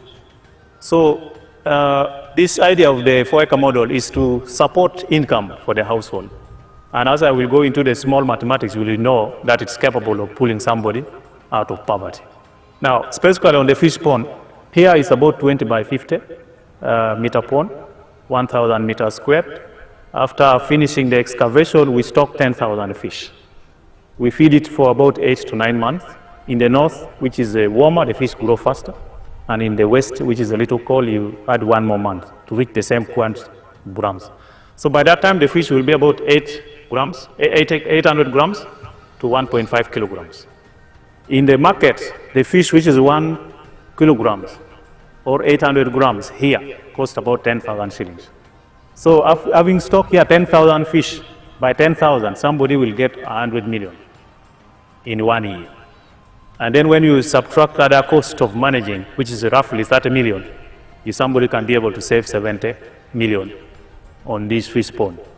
And this size, we can put 2 of them in 1 acre. So meaning in this particular acre, somebody should be able to get around 140 million shillings. Now, that is for this particular. There you have got testimony of my own people. Butimu bwaine obudulizi okuva mu mwami oyo obudulizi obwo bwava okuwa. I have got your small government farm in Lira as an example. Asobola okuba wakwe ekyokubonerako ekyo kya mwene eyo erira. Where my people have planted coffee. Abantu ye basobola okusimba emwani, bananas, amatooke, pineapples, enanansi, they have dairy cows, nente edamata, but they also have fish farming, atera baba nga bainana okwaya ebyenanda, which we are going to promote in the whole of Busoga, the whole of Bukedi, the whole of Teso, the whole of Lango, because there are a lot of these bibari which can make you very rich if you use them properly. Kyali gezaako okusansanya mu region dona nga bwadhimenye abantu bona basobola okukomba wala nga batola ku kyokubonerako ekyo ekiva okulagibwa ng'omwami oyo abakobeire nti mu buwanvu obwa efuti 2.5 afuna emiliyoni 7 buli lwe yakungwire. Yes, he gets 100 million per year. When you remove costs, he remains with 70 million. Afuna emiliyoni 10 buli mwaka, bw'otoola ku ebyo ebyakozeisa asigazaawo emiliyoni 7 buli mwaka. And that is in half an acre. Ate nga akozeisa bwa katundutundu kitundu ku eka endala. So if you use a whole acre, you have 2 of them. Kitegeeza nti mu eka endala woba n'ebidiba ebibiri. And that means you can get 100. You can get 140 million. Kiba kitegeeza nti mu bidiba ebibiri osobola okufunamu emiliyoni 14 mu eka ndala eti nga gy'okozeisa. From fish farming alone. Ate nga eddodo liri kuva bwa mukwaya byenanda kyonka. So that is the third tofali NRM has put on Uganda. Eryo neitafaali eryokusatu pati ya NRM ate ni government ya NRM byesobweire okuta ku Uganda kasokedde ida mbwami. By guiding Uganda, not only guiding but supporting people to get out of poverty. Ngeri kuteekateeka ewa amagezi abantu ate era yabawanirira okubawo obusobozi otandikawo projects oti needo. Tukola byombi okuwabula n'okuwagira. Tukola byombi okuwabula ate n'okuwagira. Kambona akalulu n'omuzira nga byabaluuka. Mwebale. That is the third tofali. That is the third tofali. That is the third tafari. Eitafali eryokusatu n'eryo. But I told you the matafari are 7. Aye mbakobeire nti amatafali gali 7. I will not have time to talk about all the 7 now. I will add one more today here. Taida kuba na biseera ebyogera ku matafali gona mu 7. Olwaleero ayida kwongerayo ku itafali irala eryokuna. But in the press conference in Ekiterera, I will mention all the 7. Aye bwe yali Ekiterera yasobola okwogera ku amatafali gona omusanvu bwe yali tali kwogera n'abannamawulire. When I'm talking to the press, bwe yali tali kwogera ku eri abannamawulire. The fourth tafari, eitafali eryokuna, is emirimu, is jobs. Emirimo. Where do jobs come from? Emirimo givaawa. Those who don't want Africa to develop, they give the impression that jobs must come from the government. Abantu abatenda kukola, abazira mwoyo gwakola, balowooza nti emirimu gyonka egiriwo giteekwa kuva mu government. But if you get a country where more jobs are coming from the government, then you know that country is doomed. Aye buli bw'obona ensi ng'emirimu abanansi gye bakola giva mu gavumenti mana nti eyensi yakona. Because the government jobs are very few. Kubanga emirimu egya gavumenti egiriwo mitono ino. Let Basangwa help us see where jobs come from. Leka mwami Basangwa ayongere okulaga emirimu yegivwa. Tuwuliriza omulamwa gwa president okuva ku kiseera ekyo twakati katukigiireko. President yabaire musanhufu ino ku bintu byenkoze era nga buli kaseera nkyekingako. Wendogera kati tulina abakozi 300 betukozesa wano ku farm tuwezaawo 10. Freeze that one there. Now, Mpegani. That is Basangwa. That is Basangwa. Who was fighting with other young people over the chairmanship of Kamuli. Yali nga ali kwekuba n'abandi ayenda kwesimbawo kubeera C5 obwe Kamuli. Fighting for one job. Nga bali kulwanira akafo kalala kati. When he woke up, ye bwe yasituka n'ava mu ndolo. He became a rich man now. Butisaawe eno yakomba wala. But not only did he become a rich man, but he has created 300 jobs for other Ugandans. Era bw'amala okomba wala buti yatondawo n'emirimu egindi egiswika mu 300 ng'atonderewo bantu bandi. So you can see there. Buti muli kubona ekyekiri awo mu kifaananyi atonzeewo emirimu abantu bali kugasibwa bino byali ali kuyayaanira mbu ayenda bwa chairman yakoba ati akandeke banange bakuliite nze nsobola okubaako ne bwengasa era wuyo ali kugasa. Obukombi bwa Basangwa buzeire emirimu 300 eri abannayuganda abalala. Era Basangwa oyo olw'okuyiiya kwe n'okusalawo kwe n'okwegako asobola okuba ow'omugaso yatonderawo abannayuganda abandi emirimu egiswika mu 300 ate nga ni mwene buti mukombe. Now that is one type of agriculture, intensive agriculture. Eyo nteekateeka emu ku nteekateeka eddenima gye beeta intensive oba ey'okuyimikiza omuganiro mu kulima. Emirimu egivudde mu nkola ey'obulimi n'obulunzi obukola ssente ate okolera wafunda. Eyo n'enteekateeka ey'okukola emirimu ate ng'olikolera mu kifo ekifunda. There is another type of agriculture, extensive agriculture, where you would get sugar estates, you get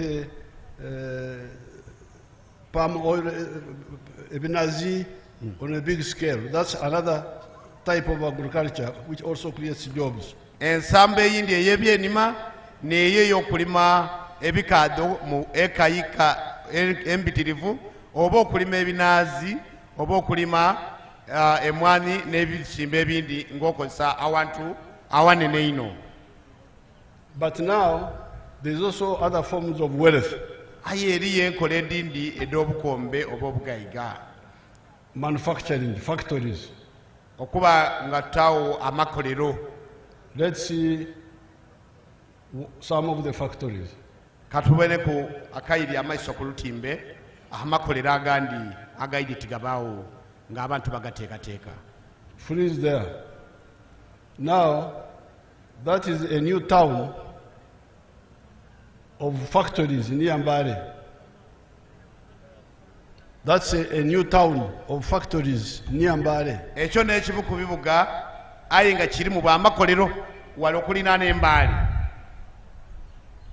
Ekibuga ekiyaka. Ekibuga ekiyaka of only makolero. Aye nga makolero gonka n'akakoze ekibuga ekyo.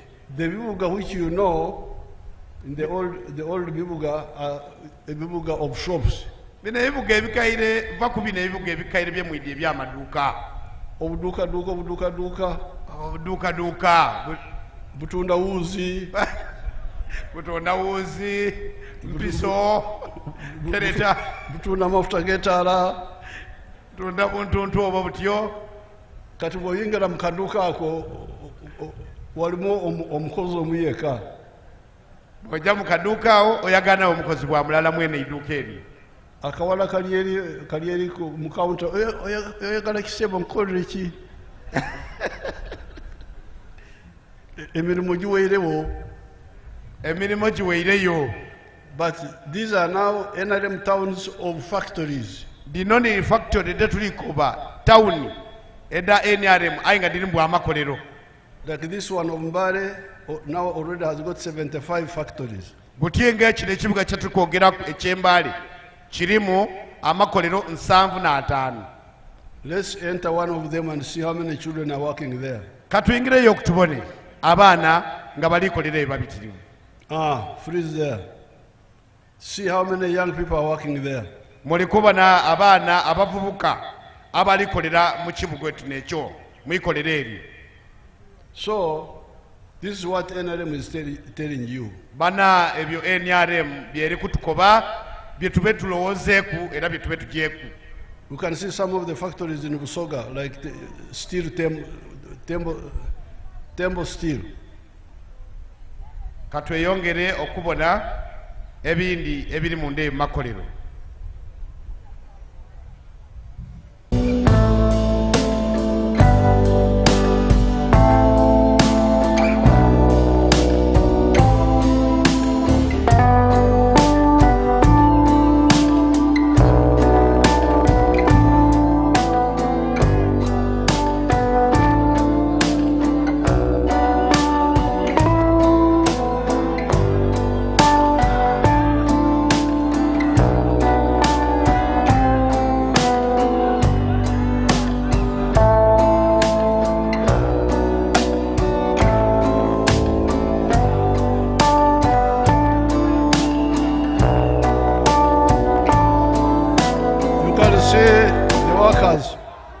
Freeze those workers. Mulikubona abakozi abonabona bwe bali babitirivu. Those are jobs. Ekyo mirimo myerere created by the obukombe of amakolero. Era nga kitondeibwawo obukombe obw'amakolero nga government ya NRM eno nesobweire okubutondawo. Then you get obukombe bw'amahoteri. Tuteeku n'obukombe bw'amahoteri. You get obukombe of borders, transport. Obwa border, transport. All those are wealth which creates jobs. Ejo jona jona miganulo ya bukombe nanteekateeka yakutaawo mirimo. The new factories are already employing 1.3 million people. Amakolero ago busaawe ne twogerera galikosa abantu akakaire kalamba n'emitwalo 3 nga bali kwekozesa emakolero aye nga tebali mu government. And they are just coming now. Ate nga gali kuidda bwa buti mu kisanda kino mu kiseera kino ekya NRM government. And the government jobs are 480,000. Aye itukira emirimu gya government egiriyo giri emitwalo 48 jonka. So the factories are already employing 3 times more people than the government. Butyawo kibona nti amakolero gonka gali kuwa emirimo abantu kwaga emirundi 3 kwaba abakozi abakolera government abasasulwa government. So that is the first safari of NRM to Uganda, to wake up people, show them where to go, but also actually implement, not only talk about but implement. Eryo ne itafali eryokuna NRM gyemaze okutondawo okusobola okusitusa abantu okuva mu ndolo okubakubiriza n'okubawanirira baje bafune emirimu bakole bebezeewo kampulira akalu n'akazira gakamuzeeyi. So today I have talked of the 4 matafali. Olwaleero muzeeyi ayogeire ku matafali agaana. Peace, itafali erisooka libaire lya idembe. Development, itafali eryokubiri lya nkulankulana. Wealth, itafali eryokusatu lya bukombe. Jobs. Itafali eryokuna lya mirimo. I will talk about the other 3 in the evening.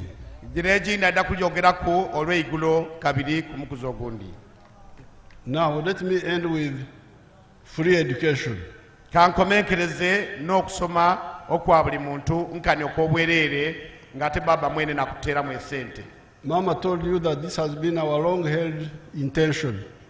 Kino n'ekibaire ekigendererwa kyaife okumala ebbanga einene. And we started it in 1996. Era ekigendererwa kino kyatandikibwa mu 1996 nga maama bw'akobye. But people did not get it properly. Abantu tebasooka kututegeera bulungi. So some of the actors continue charging money in schools. Era abantu abandi bajja mu maiso nga basaba abaana abajja mu masomero esente. And many children drop out. Era abantu nabangi mu ngeri oti neyo baava mu masomero. That's what led me to start skilling hubs. Era n'ensonga lwaki muzeeyi ne gavumenti ya NRM yatandikawo amatendekero ago agatendeka abaana eby'omu mutwe. And do it free of cost. Era nga kikolebwa bwereere awaza kusasula kintu kyona kyona ng'abaana abajja basoma eby'omu mutwe. I don't know whether some of my graduates are here. Era ndikusaba abaana ba industrial hub musitukeku abaskiringi abagiire mu industrial hub e Nakabango. Twenda kwebaza muzeeyi nti buli mwaka tufunayo 16 bajja ba traininga era abamu ku bagraduates bali awo. Twenda kwebaza muzeeyi. So let's get testimonies of one boy and one girl.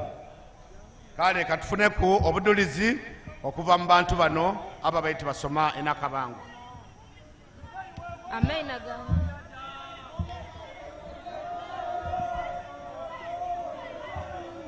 Amaina gange nize nambi Catherine omuvubuka oweruwuka. Nali nga amaze okusoma nasoma ku paka senior 4 n'abaawo nga abazaire bange bazira school fees. N'abaawo ng'ekyokukola ekyokuyizaako nga kimbuze. Abazaire bange olulala twali tuli ku radio twawuliriza programu eno ey'okujja okusomera obwereere ku habu. N'ataya application n'ajja ku habu n'asoma emyezi 6 n'alonda course ya bakery and confectionery. N'asoma we natuuka ebintu byali bya bwereere twasomera bwereere era twavaayo nga tuweze. We navaayo neira mu nsi ey'okunoonya emirimu n'ajja mu hoteli emu mu Jinja n'asaba omulimu bampa n'atandika okukola n'asavinga emyezi 2 n'atandika okukola amandaazi n'akola sumbusa n'atandika ng'ogatambuza mu bakasitoma n'afuna bakasitoma n'agayitanga mpola mpola n'akola bekale yange era kati saawa dino nfulumya cakes nkola sumbusa nkola ebintu bingi. Ndina abaana benkozesa abaana 3 n'abandi bendegeresaayo 3. Muzeeyi tweyanziiza era tujja kuwa obululu tova kumenyi.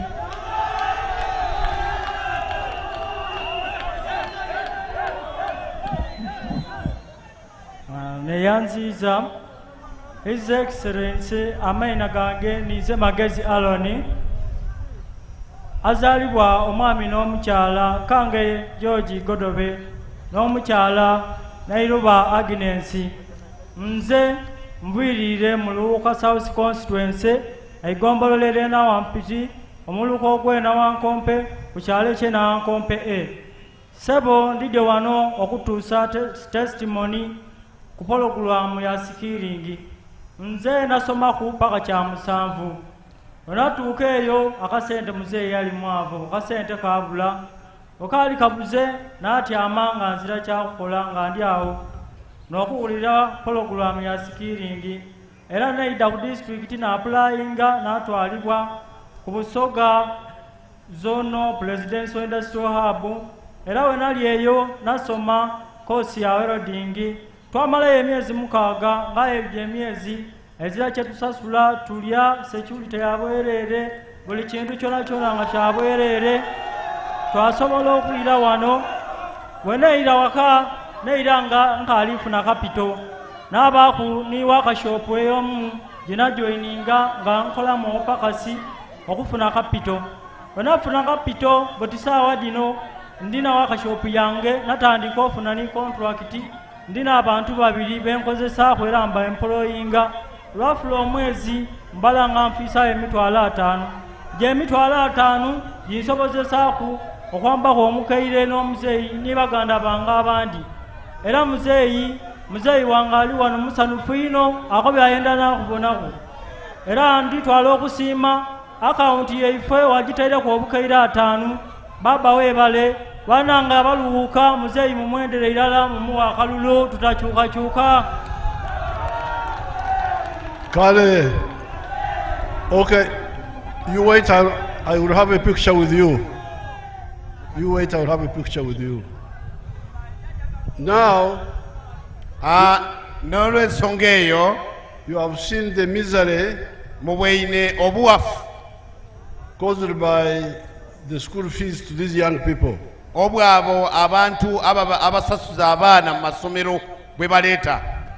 And they had become hopeless.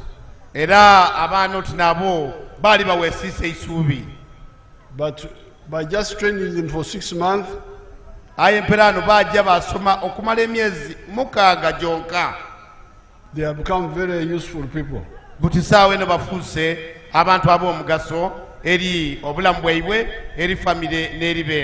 See what they are producing. You can also, even for the country, forget about themselves, even the country.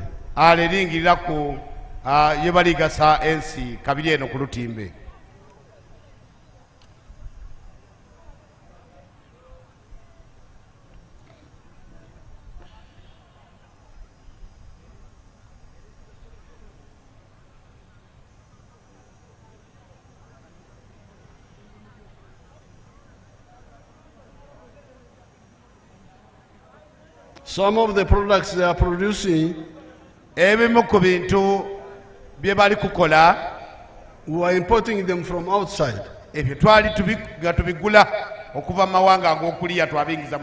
Like those hospital beds, you can see them there.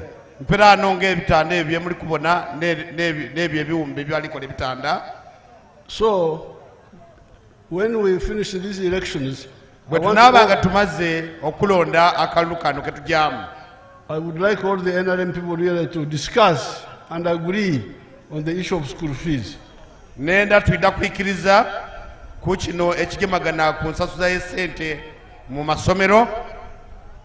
me, I think it is a big mistake. I think it is a big mistake to have...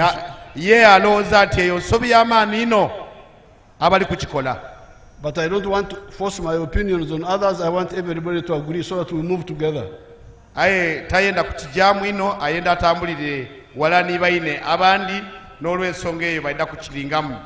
are a lot of private schools. The rich people can take their children to the private schools.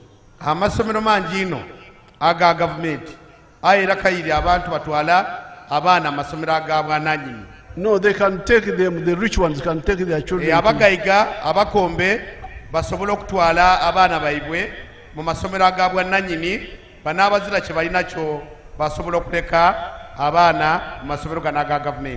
that the government deals with the children of the poor and we all move together. Abagaiga move forward.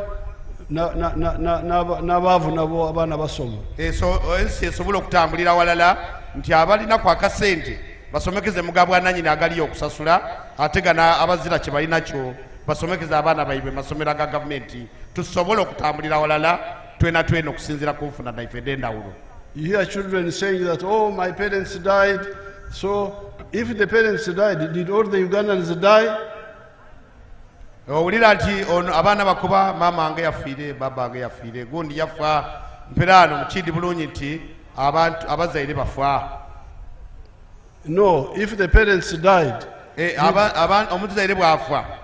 all the Ugandans die? Bannayuganda bonka Abannayuganda bona kibakitegeeza baafa. Itwe abaliwo tulabirira abaana abaafa.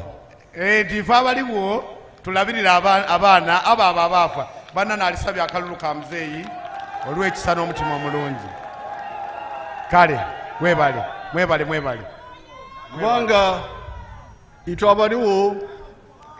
abaliwo tugenda kwereetera ekisiraani, tulina kubanga twereetera ekisiraani okulaba nti abaana bamulekwa tewali abafaaku ffe tuli ku byeffe ffekka. Singa abaana bamulekwa tetubafiireku ne tubanga twefaaku twenkana twenka.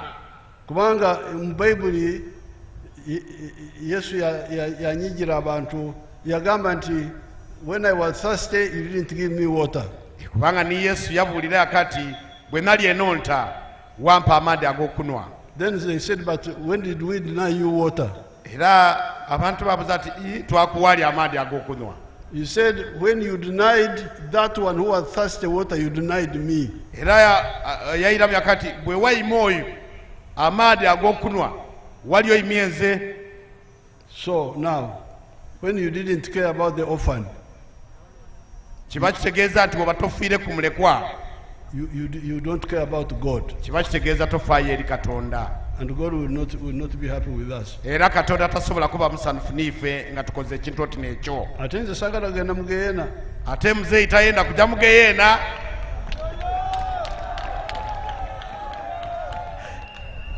Now I have written what you have said about the industrial park. Kale muzeeyi awandiise ekyo kye twogeire ku chairman waffe mu ripooti gy'awaire ekya industrial park oba amakolero awo okuzimba amakolero. The sports stadium. Ayogeire ku kisaawe ekyo kye twasaba era ne tuwaayo eka 13 wainumaawo edda okuzimba ku ekisaawe ekya region wano eno weeno eruuka kijja okuba. Industrial park. Ekyo ekyamakolero. I've taken note of all of them. Byonna. Muzeeyi amaze okubinootinga era ajja abitaamu amaanyi. So therefore, when somebody asks you and says, why are you supporting NRM? Era nga bwakubye nti tuwagire NRM. Singo, if somebody asks you, why are you supporting NRM? Singa omuntu aba akubuuziza lwaki waliwagire NRM, tell him that NRM showed us that it had put a number of matafari on Uganda's house. Mukobe bwa bukobe nti NRM etaire kwa matafari agawera ku nkulankulana ni kubaawo okwa Uganda eno gye tulimu olwaleero. Number one, peace. Ekisookera yala mukobe nti NRM yaleeta idembe mu nsi yaife. Second, tofali enkulakulana. Ensonga ey'okubiri gy'oba omukobe akubuuziza nti NRM eno erese enkulankulana. Tafali yokusatu obugeiga. Mukobe nti eitafali eryokusatu NRM erese enkulankulana. Etafali eryokuna emirimu. Ensonga eyokuna eitafali eryokuna nti NRM erese emirimu. Emirimu egiva mu bukombe. Emirimu egiva mu bukombe oba mu bugaiga. Okwongera ku mirimu egya gavumenti. Okwongera kwegyo emirimu egya gavumenti. N'amatafaali amalala 3 gengenda kubakobera ekiro. N'amatafaali agandi 3 ajja bagobera obwire ng'agire ku radio egya n'abataaliko olwaleero luno. NRM oye! NRM oye! Omusaadha omukulu w'ekikofiira oye! Oye! Luuka oye! Oye! Busoga oye! Oye! Uganda oye! Oye! East Africa oye! Oye! Oye! Mwebale ino. Tweyanziza mwebale ino. Mwebale ala.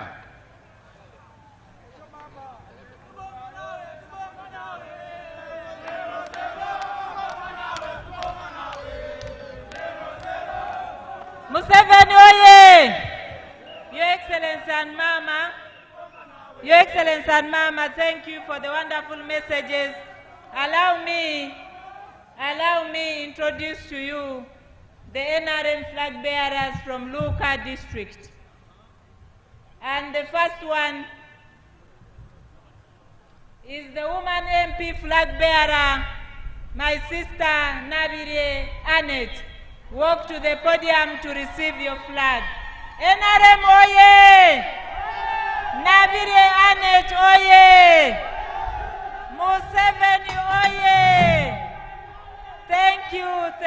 Thank you.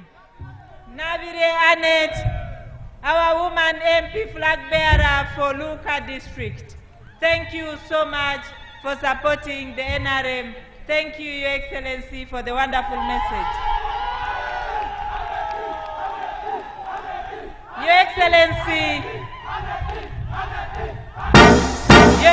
Excellency, allow me introduce to you Honorable Chisa Stephen, who is the MP for Luuka South. Thank you so much. Chisa Stephen, oye! Museveni oye!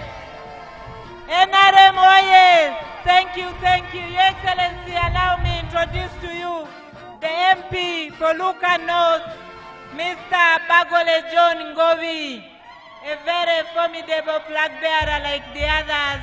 Thank you for supporting Ngovi. Thank you for supporting the NRM. Museveni oye! Ngovi oye! Your Excellency, lastly, allow me introduce the LC5. The LC5 flag bearer, Mr. Wakaze Simon, who has done a wonderful job translating for us your message here. He is our LC5 flag bearer. Mr. Simon Wakaze oye! NRM oye!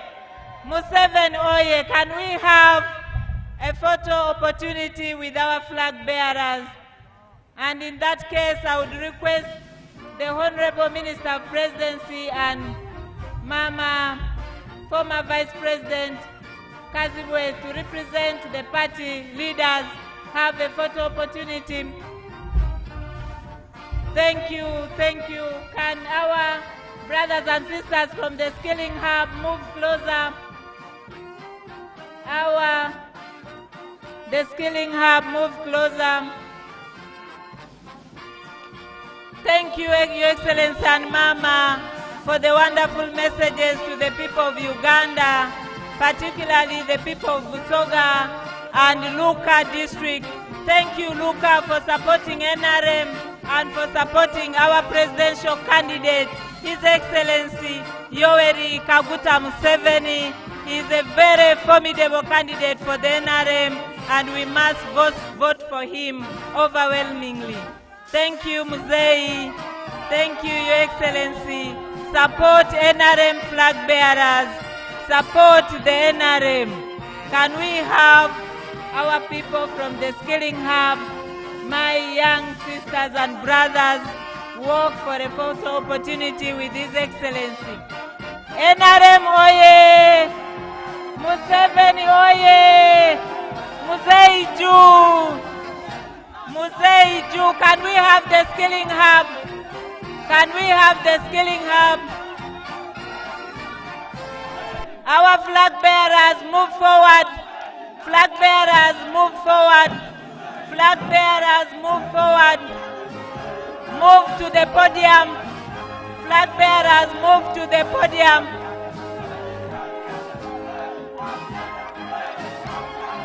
Thank you, Your Excellency. You can see the love from our people. Thank you for supporting the NRM. Thank you for supporting President Museveni. NRM is the party here in Luuka and in Busoga. DJ, can you prepare as Muzei walks to his tent with Mama, as His Excellency walks to his tent?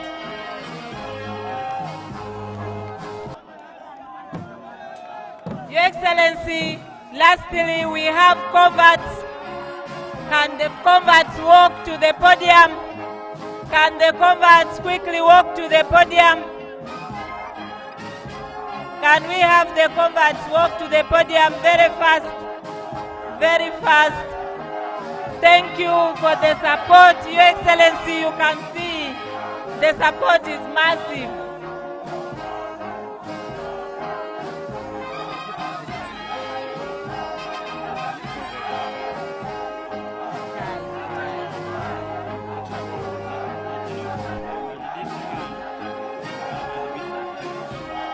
Thank you.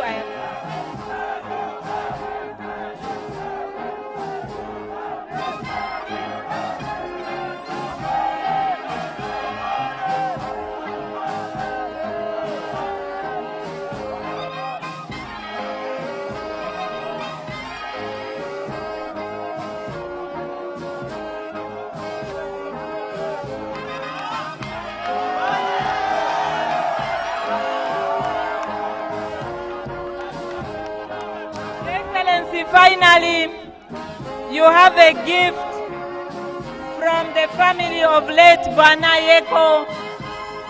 Can we have the gift? We have a gift from the family of Bwana Yeko.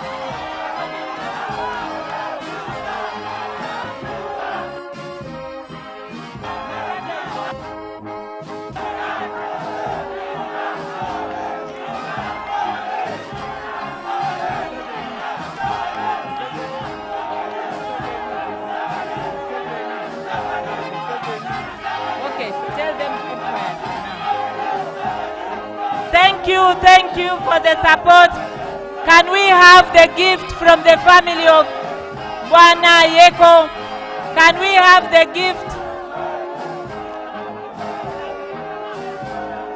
If we don't have the gift, then we can go for anthems. Can we have the gift?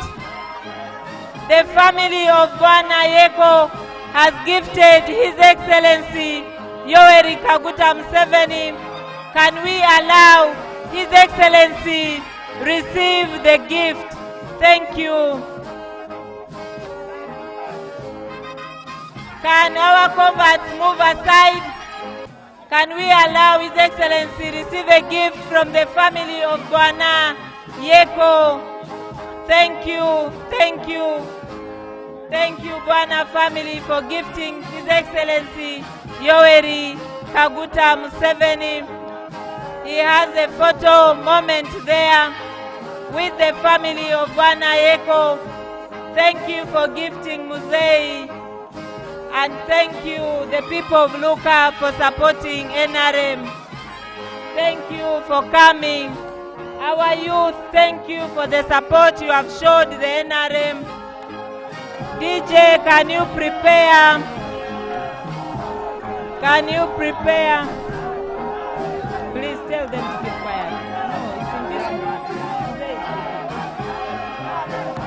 Thank you, thank you, thank you. Thank you. Thank you for supporting NRM. Thank you for supporting Museveni. DJ, can you prepare the anthems as Musei walks to his tent? DJ, prepare as Musei walks to his tent. Thank you for supporting Museveni. Thank you for supporting them. DJ, wait. Wait.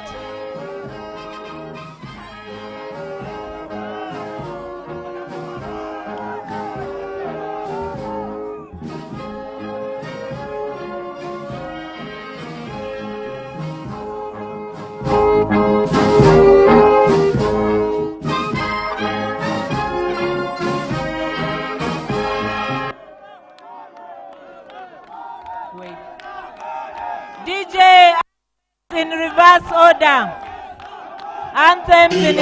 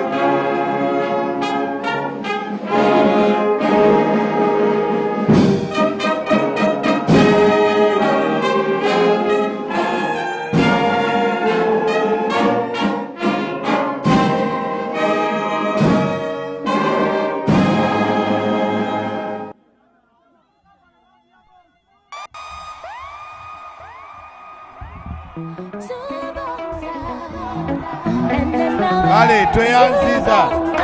Uba uba uba uba. Uba uba uba uba. Uba uba buli kyoli nakyo.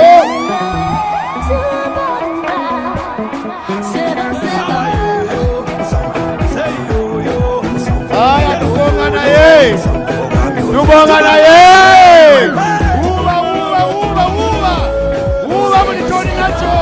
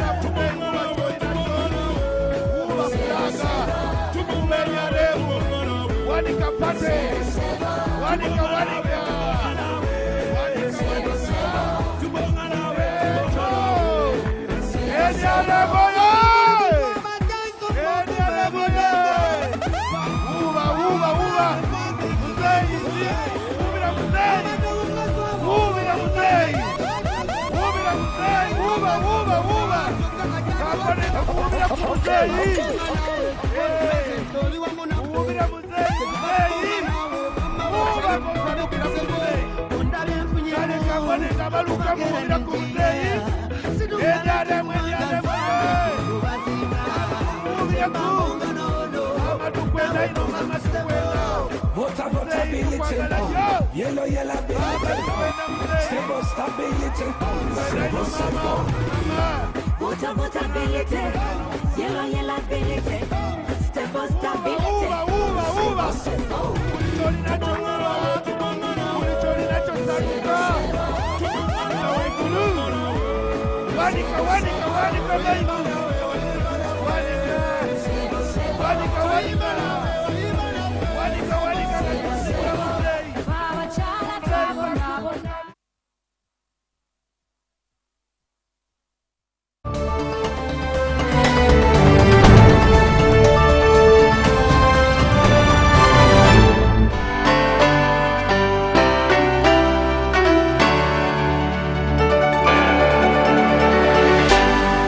UBC, inspiring Uganda.